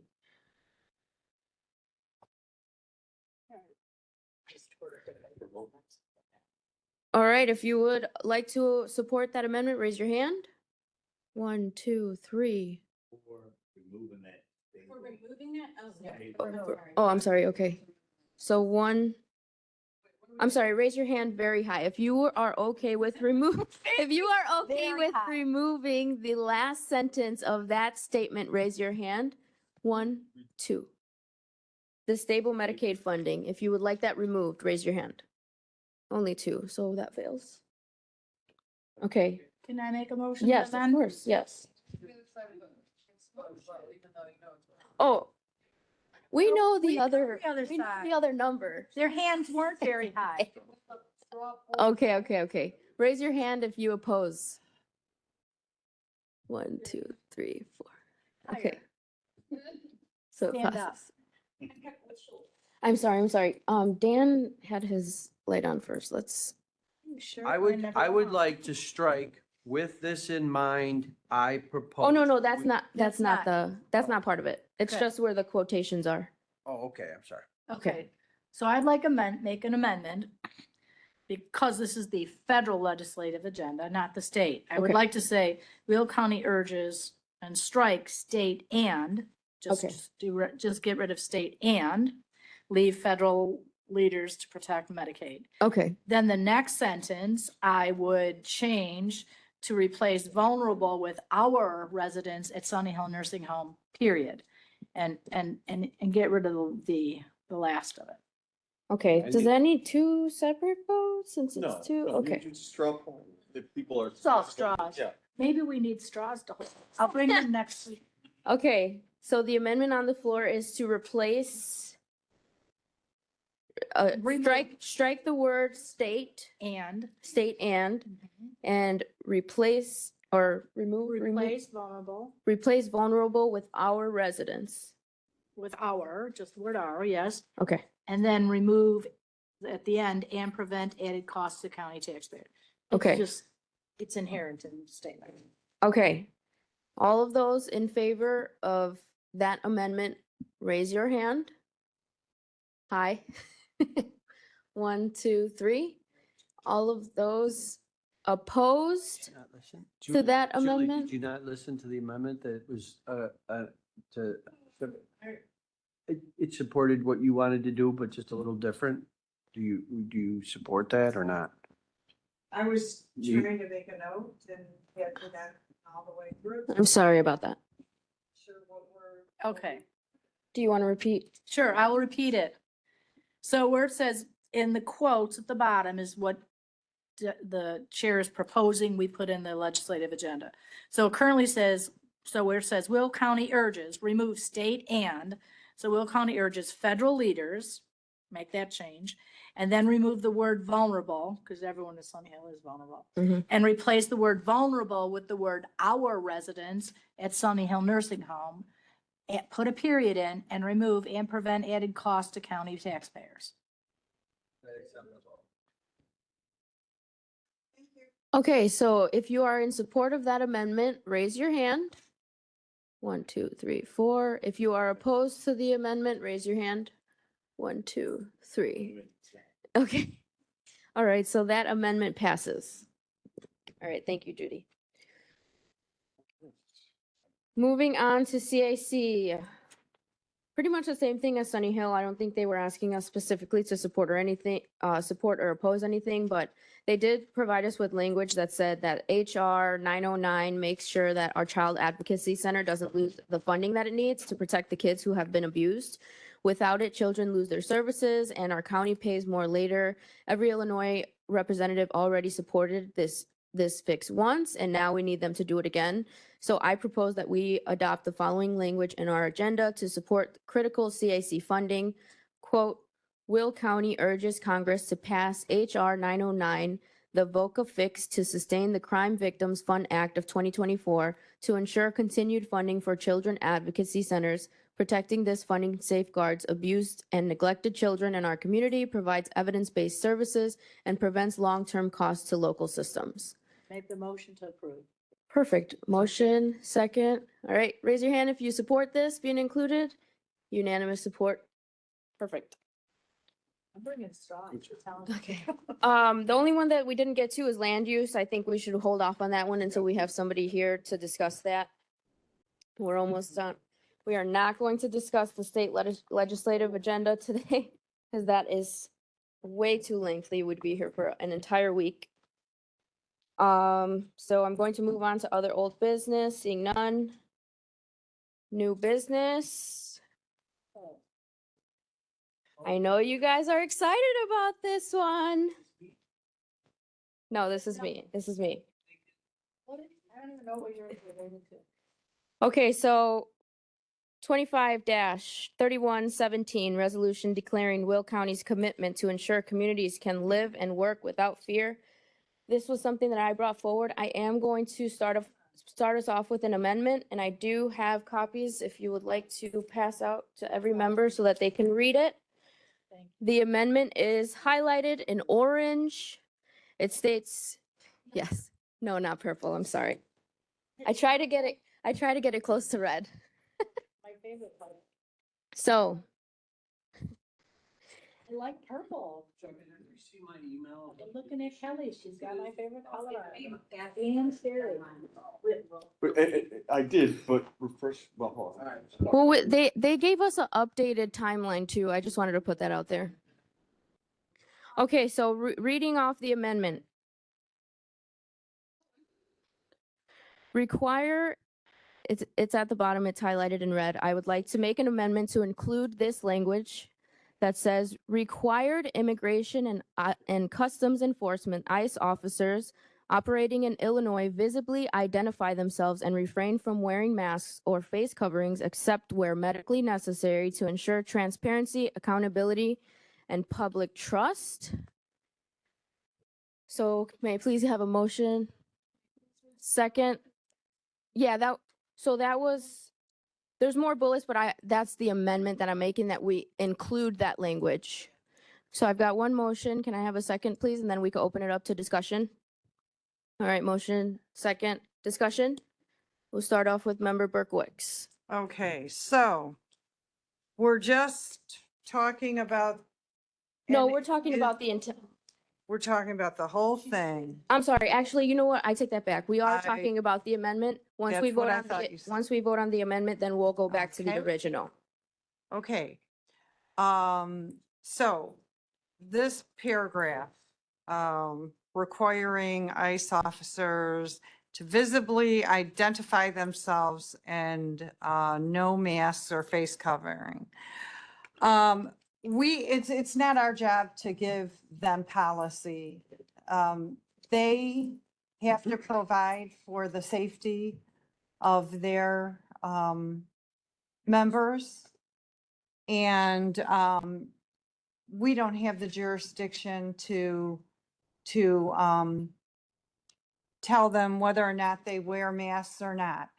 If they have determined that it's necessary, we, the government, told people to wear masks all during COVID, even when they knew it didn't matter and it didn't make sense. And it wasn't fair for the government to do that to us. So I don't support Will County telling immigration and custom enforcement officers that they cannot wear a mask and they must, whatever this means, visibly identify themselves. I think if you want to do that, then we ought to put here that every protester should visibly identify themselves, and no masks either, and no hats, and no backpacks where they store the Molotov cocktails they throw, and the bats and all the other stuff they use to create damage and hurt other people. So let's be fair here. If you want to bring this forward, let's address that issue. So you're not in support? I don't support this at all. All right, thank you. Absolutely. Thank you very And I'll much. make a motion that, we also require the citizens to do that as well. Is there a second to that motion? Okay, Motion to amend something on this motion. I'm sorry, I was reading. Well, I just can make a trying- motion. I Let's can go a make a little faster motion today. that, if we're going, and this is just the motion, it's not the vote on and the I motion. do just want to clarify really quick that we're not telling ICE enforcement, obviously, we know we don't have the jurisdiction. If you read the be it therefore resolved right above it, it is calling upon state and federal government to adopt policies that then they can enforce. Well, look at it from we are elected legislators. I was just gonna say, just take one motion at a time. So it's a different step. Yeah. Okay, You thank you. We're sitting in our roles here as elected officials to abide by the law. Okay? Mhm. So this has nothing to do with our county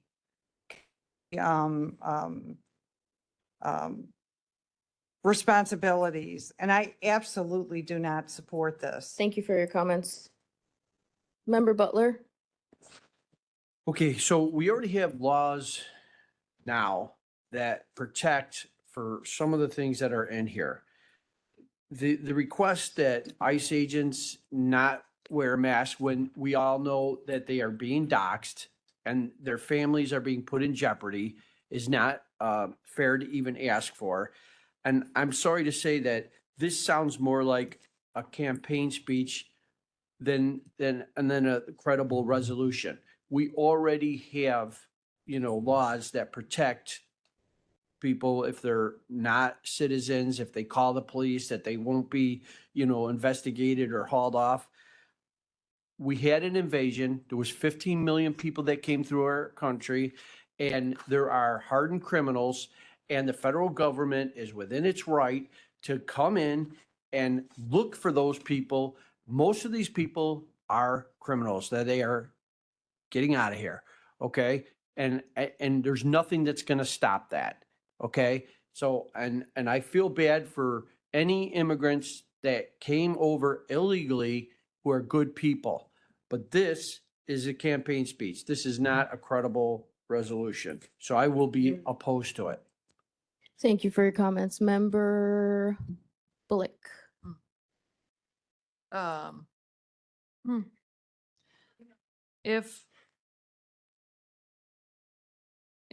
someone knocked on my door in the evening with a face mask on and I couldn't see who they were or understand what they were saying to me, I would not open my door. We do not allow our policemen to walk through the streets of Joliet and Will County with their faces covered because they want to be in secret. They may be being doxxed, but so are our legislators. And they don't walk around with masks on either. And being able to see someone's face and someone's eyes and understand whether you can trust them or not is essential to someone cooperating and things going well, or somebody being scared out of their mind and reacting in such a way that is not going to be cooperative, but not meant to be combative. So I don't think us asking for this is a bad thing. California has already passed this. Member Williams, did you want to make a comment? Hold on one second. Go ahead. Member Bullock said a lot of what I was going to say. However, as a minority, I can tell you, wear a face mask, tell me you arrested me, you ain't arrested me. Mhm. I am not listening to nothing you got to say because you cannot prove that you are an official, an officer that has the powers of arrest. If you don't tell me that show me that you have the powers of arrest and you're hiding your face, I'm not going for it. Thank you. I just want to say I brought this forward, this amendment, because people in plain clothing are kidnapping people from our own courthouse with face masks, and there's no way for anyone to tell, is this an actual agent, because they are refusing to identify themselves and they are dressed in plain clothing and they have face masks on. If somebody pulls me over or tries to tell me, hey, come with me, and you are dressed in plain clothing and you refuse to identify yourself and you have a face mask on, how do I know that you aren't just some random person off the street just kidnapping people? And that has happened. It has happened where people, I am speaking. When people, yes, because it is happening.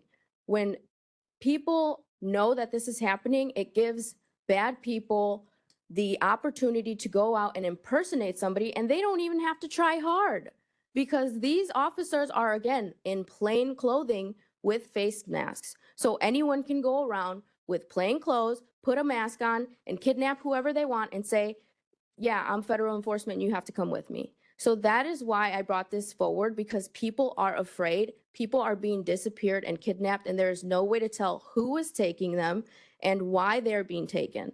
So that is why I brought this forward. Member Berkowitz. Okay, so when people come forward with statements like that, I want to see it. I want to see if this happened in our courthouse, why isn't our judge here telling us we have a problem? Why isn't he? I haven't heard about it. You should speak with him because he'll have a lot to tell you about it, because we've been in conversations with him about it, and it is an actual thing. So why is he not here talking about it? I didn't ask him to come You had a today. conversation with him? There is conversations No, being had. you had a conversation with him? Yes, I've had a conversation with him. Okay, and he said people are being kidnapped I in think my you should have a courthouse. conversation so No, you no, could no, believe I'm it, because asking- obviously whatever I'm comes out of asking my you- mouth, you you brought don't believe. Word. I'll let you And we're finish your talking comments about and then we're gonna move on to the next here. speaker. You said you had a conversation with him. He told you, yes or no, that people were being kidnapped in his courthouse?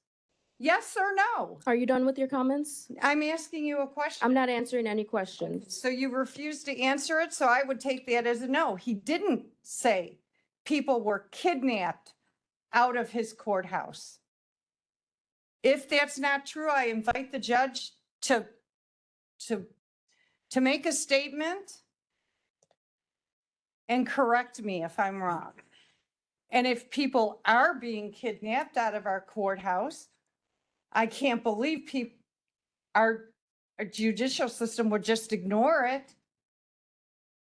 Now, here's the facts. Everybody that wears a uniform, and whether they're wearing the uniform or not, because when they're serving a warrant, it's the most dangerous thing you can possibly do. Officers get killed all the time. Domestic violence calls, one of the most dangerous amongst others.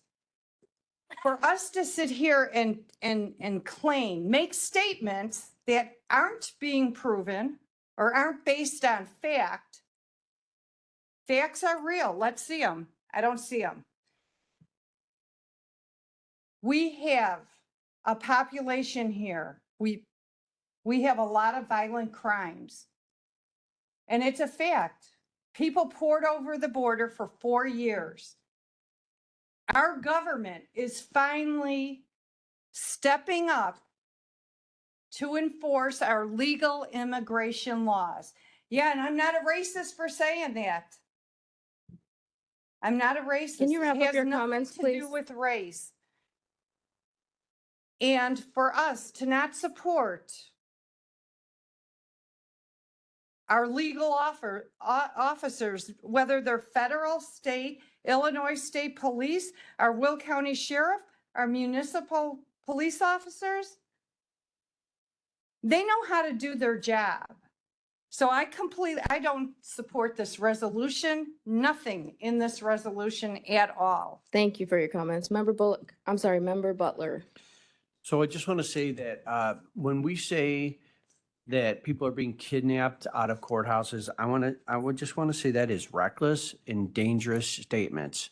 We know that these people are not being kidnapped. We know that the court officers that are in the building already know that these agents are ICE agents. They did not get through security, did not break into these courtrooms just as individuals. They all knew who they were. And then these people were taken, okay, into custody. Now, I just want to say that there is a big difference between a politician and an officer who's told what to do and is following their orders. They don't have options of what job they want to do or don't do. Politicians, on the other hand, can do or say or pander to whoever they want, and they often do. So that's a huge difference right there. So I just, let's talk about issues, but let's not, say things that aren't true or say things that are inflammatory. We're not to be characterizing speech by other members of the board, if I remember correctly. Thank you. You did not remember that correctly. You are not to characterize individuals, but you can comment as to the discussion as part of the debate. Can you wrap up your comments, please? I will. Thank you. So all I'm saying here is that this statement and other statements that are put out here are not accurate. And maybe they should be checked for accuracy before we vote on this. Thank you. Member Williams? As a former police dispatcher, our officers, even when they're in plain clothes, identify themselves, always. So these people that are wearing masks and not identifying themselves, they are not telling me that they are officers at all. If you're an officer, show me your badge. It's as simple as that. It's as simple as that. I'm not talking about no kidnapping. I'm talking about identification.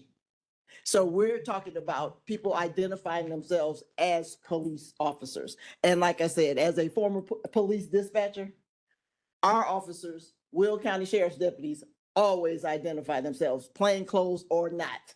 Show me your badge, and they do. Thank you for that perspective. Member Bullock, close this out. Oh, sorry. September 17th, 2025, in the Shaw Local newspaper, ICE silent on reported Joliet enforcement during Operation Midway Blitz. Federal officials have yet to disclose whether they have been involved in reports of immigration activity in Joliet, including one that was alleged to have occurred at the Will County Courthouse. I can't read the rest of this because I don't have a login and it stops me from reading it, but, so, I know, right? It's like, come on. But yes, that did happen. I remember reading about it, which is why I went back in my phone to find it here. Yes. So the fact that the ICE agents are not even saying whether it was them or not saying, yes, it was us, no, it was not us. And we're expecting people to go along with people in masks saying they're doing whatever they're doing. And you can't even get the official group to say, yes, it was us, no, it was not. That's a problem. Thank you. And if I may just add to that, because I do have a subscription and I did read the entire thing. The sheriff's public information officer said that, yes, people were taken, but they have no idea who they were taken by because there's no protocol or policy that says that they have to ask who they are or what they're there for. So they even confirmed that, yes, people were taken, but we don't know who took them. That's public information officer putting out that information from the sheriff's office. Vice Chair. Thank you. So I would like to verify that because to get into the courthouse, you have to go through security. So if what I'm hearing you is that these guys entered with masks, most agents have a weapon on them. I'm surprised it went through security. I don't know. I don't know the particulars of this, so I can't say. I can say this. It's very unfortunate that over the course of the last 4 years, 5 years, what have you, that we have allowed our borders to be open and therefore anybody can come in. Do I think there are a lot of people in countries that need to come here for asylum? Absolutely, I do.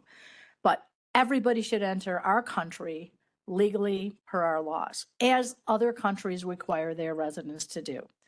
I know that the ICE agents do wear masks because they are worried about being identified and having their families at jeopardy from retribution from anybody who might be attending. I also am aware of the fact that because Illinois is a sanctuary state and Chicago is a sanctuary city, that prevents them from going into the jails where these guys and girls might have been arrested for crimes they did, as well as the Safety Act, not having no cash bail and things like that. So we're in a situation here in Illinois that causes the situation from these, for the ICE agents to act differently than they may have in other states that are not sanctuary cities or sanctuary states. So that is a problem that is here because of our state laws, but our federal laws supersede those. And I think that, that our ICE agents do need the protection.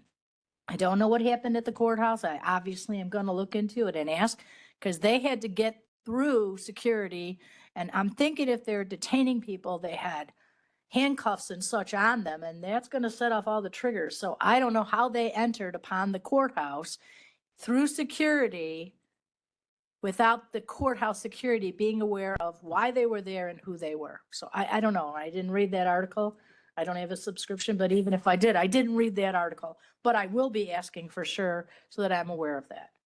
Member Hickey. Yes, and I was loath to bring this up into the conversation earlier because I don't have a written copy in front of me, but no, of what I'm going to say. I'm sorry. Okay.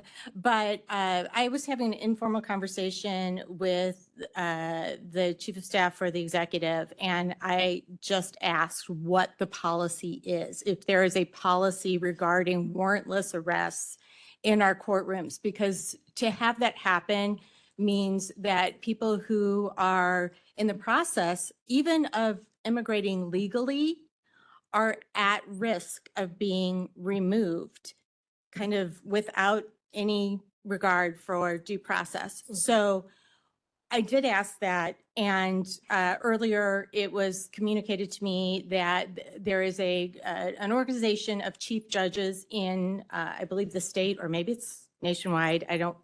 Again, I'm sorry, I don't have the written stuff in front of me, but that they have come to make a ruling that they don't want that activity happening in the courthouses. So clearly something, or either they are foreseeing that or something has happened to cause them to make that kind of a policy decision. But I just wanted to share that if that helps at all. Thank you. Thank you. Okay, so I believe that we've all spoken on this multiple times.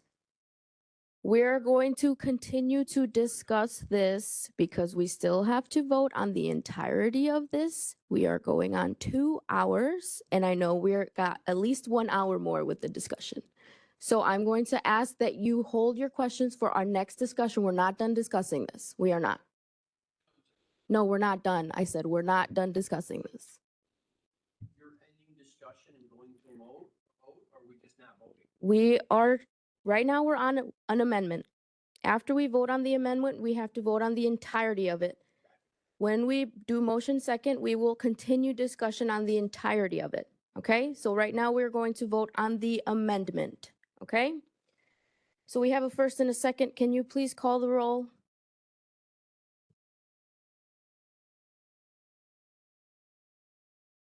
To remove that. Just that part of it. Press the button so that she's gonna start. Ogalla, No. Berkowitz, No. Brooks, Yes. Bullock, Yes. Butler, No. Hickey, Yes. Ortiz. Yes. Motion passes. Thank you. Okay, now we are discussing the original motion, the entirety, Resolution as amended. the resolution as amended. Thank you very much. My brain's all scattered from everything today too, so I've got to eat breakfast as well, so. Okay. So this resolution declaring Will County's commitment to ensure that all residents can live and work without fear. As chair, I am proud to bring this forward because at its core, this resolution is about affirming something very simple, that every person in Will County deserves to feel safe in their own community. In recent months, we have seen and heard reports of aggressive immigration enforcement actions taking place right here in our neighborhoods, on our roads, and even at the courthouse. These actions have caused fear, confusion, and trauma for families, not just undocumented residents, but citizens and lawful residents as well. And this is not a campaign speech or political or whatever you want to call it. It's about principle. It is about the Constitution. The Fifth Amendment states that no person shall be deprived of life, liberty, or property without due process of law. It does not say no citizen. It says no person. That means that every human being on U.S. soil, regardless of how they got here, is guaranteed basic constitutional protections against government abuse. What we're seeing right now undermines those protections. People are being profiled because of the color of their skin, the language that they speak, or where they come from, and that's not just unjust, it's unconstitutional. When residents live in fear, their government, when residents live in fear of their government, they stop calling 911, they stop going to court, they stop sending their kids to school, they stop going to hospitals, they stop trusting public institutions, and that doesn't make us any safer. This resolution reaffirms that Will County stands for fairness, due process, and dignity. It calls on our state and federal partners to strengthen transparency, accountability, and protections for every person living here. Our responsibility as leaders is to uphold the Constitution and to ensure our county remains a place where everyone, regardless of race, background, or status, can live and work without fear. So I present this resolution today not as a symbolic gesture, but as a statement of values that Will County believes in justice, compassion, and the rule of law for all. With that, I'll open it up for discussion. We'll start with Member Butler. More inflammatory statements that are being spread. This is not about the rule of law. This is about like open socialism. You might as make the whole world just one country. It doesn't take into consideration any laws, any borders. You're just let anybody in and then they can come in. And what does that do to our economy? How do we sustain that? What? I'm sorry, that wasn't you. Go on. So what? No, thank you.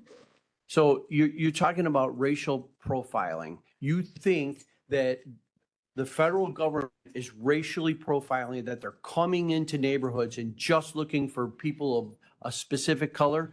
It's ridiculous.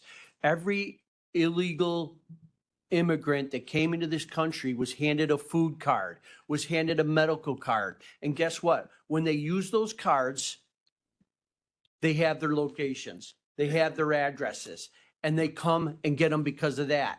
Not because of their race, but because we already know they're there and they're taking the money. And now we know how to find them. If they didn't take the money, they wouldn't be found. So it has nothing to do with the way they look.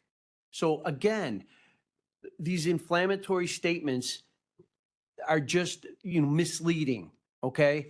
I understand that if you have a friend who is an illegal and you feel for that person and you might be, I'm sorry, Chair, at least while I'm talking, directing my comments to you, please look at me. Okay. Because that is the proper procedure here. Bringing me a water. No. So all I'm saying is, I know that you can, again, you know what?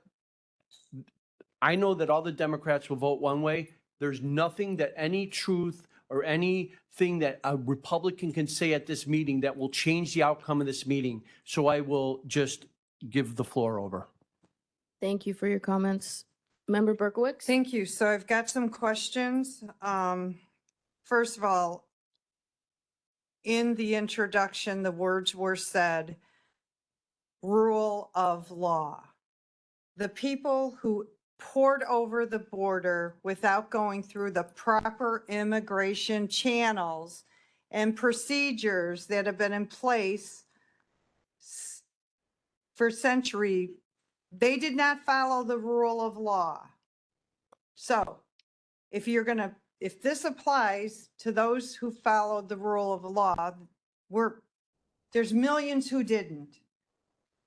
So this resolution that I'm looking at, my concern is that there are statements in here that are irresponsible and inflammatory, especially in respect to our government, whether it be federal government, county government,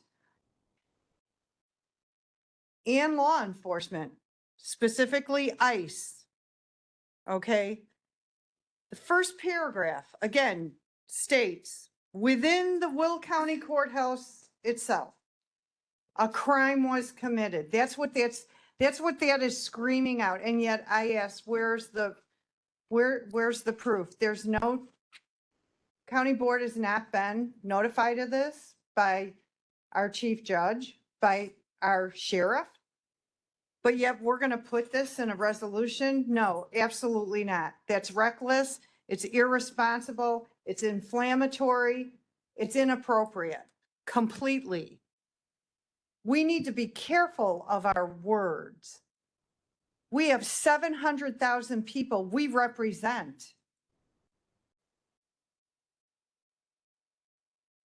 The third paragraph, what does this mean? They have no criminal convictions. 70% of individuals currently in ICE detention have no criminal convictions. Where's the data from that? Where did that data come from? For us to put our names on something that is not truthful and valid is reckless. Where did that come from? And notice it also says free, have no criminal convictions. It doesn't say they're not criminals. And we know that criminals sometimes aren't convicted. They can be caught or they're aware. Drug dealers, they unfortunately have to case them for years. They're committing crimes, but it can't hold up in court. So they're out committing crimes. So again, third paragraph, very dangerous territory. I'll never put my name on something like that. This whole resolution, it's just more the same every paragraph. So I think we should just do our vote or whatever? We're not voting on this today, right? Yes, we are. Okay, so why don't we do it right now before Judy leaves? All right. Judy, let's do it. We're ready for our, Let's do it. take it on the chin. No more comments? All right. Roll call, please.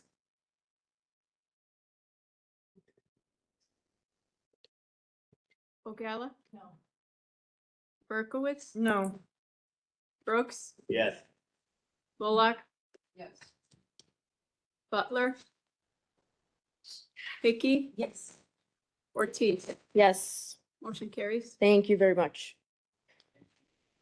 All right. No other new business, no announcements from the chair, no need for executive session. I will entertain a motion to adjourn. Second. All those in favor? We stand adjourned. Thank you very much. Our next meeting is scheduled for November 4th, 2025.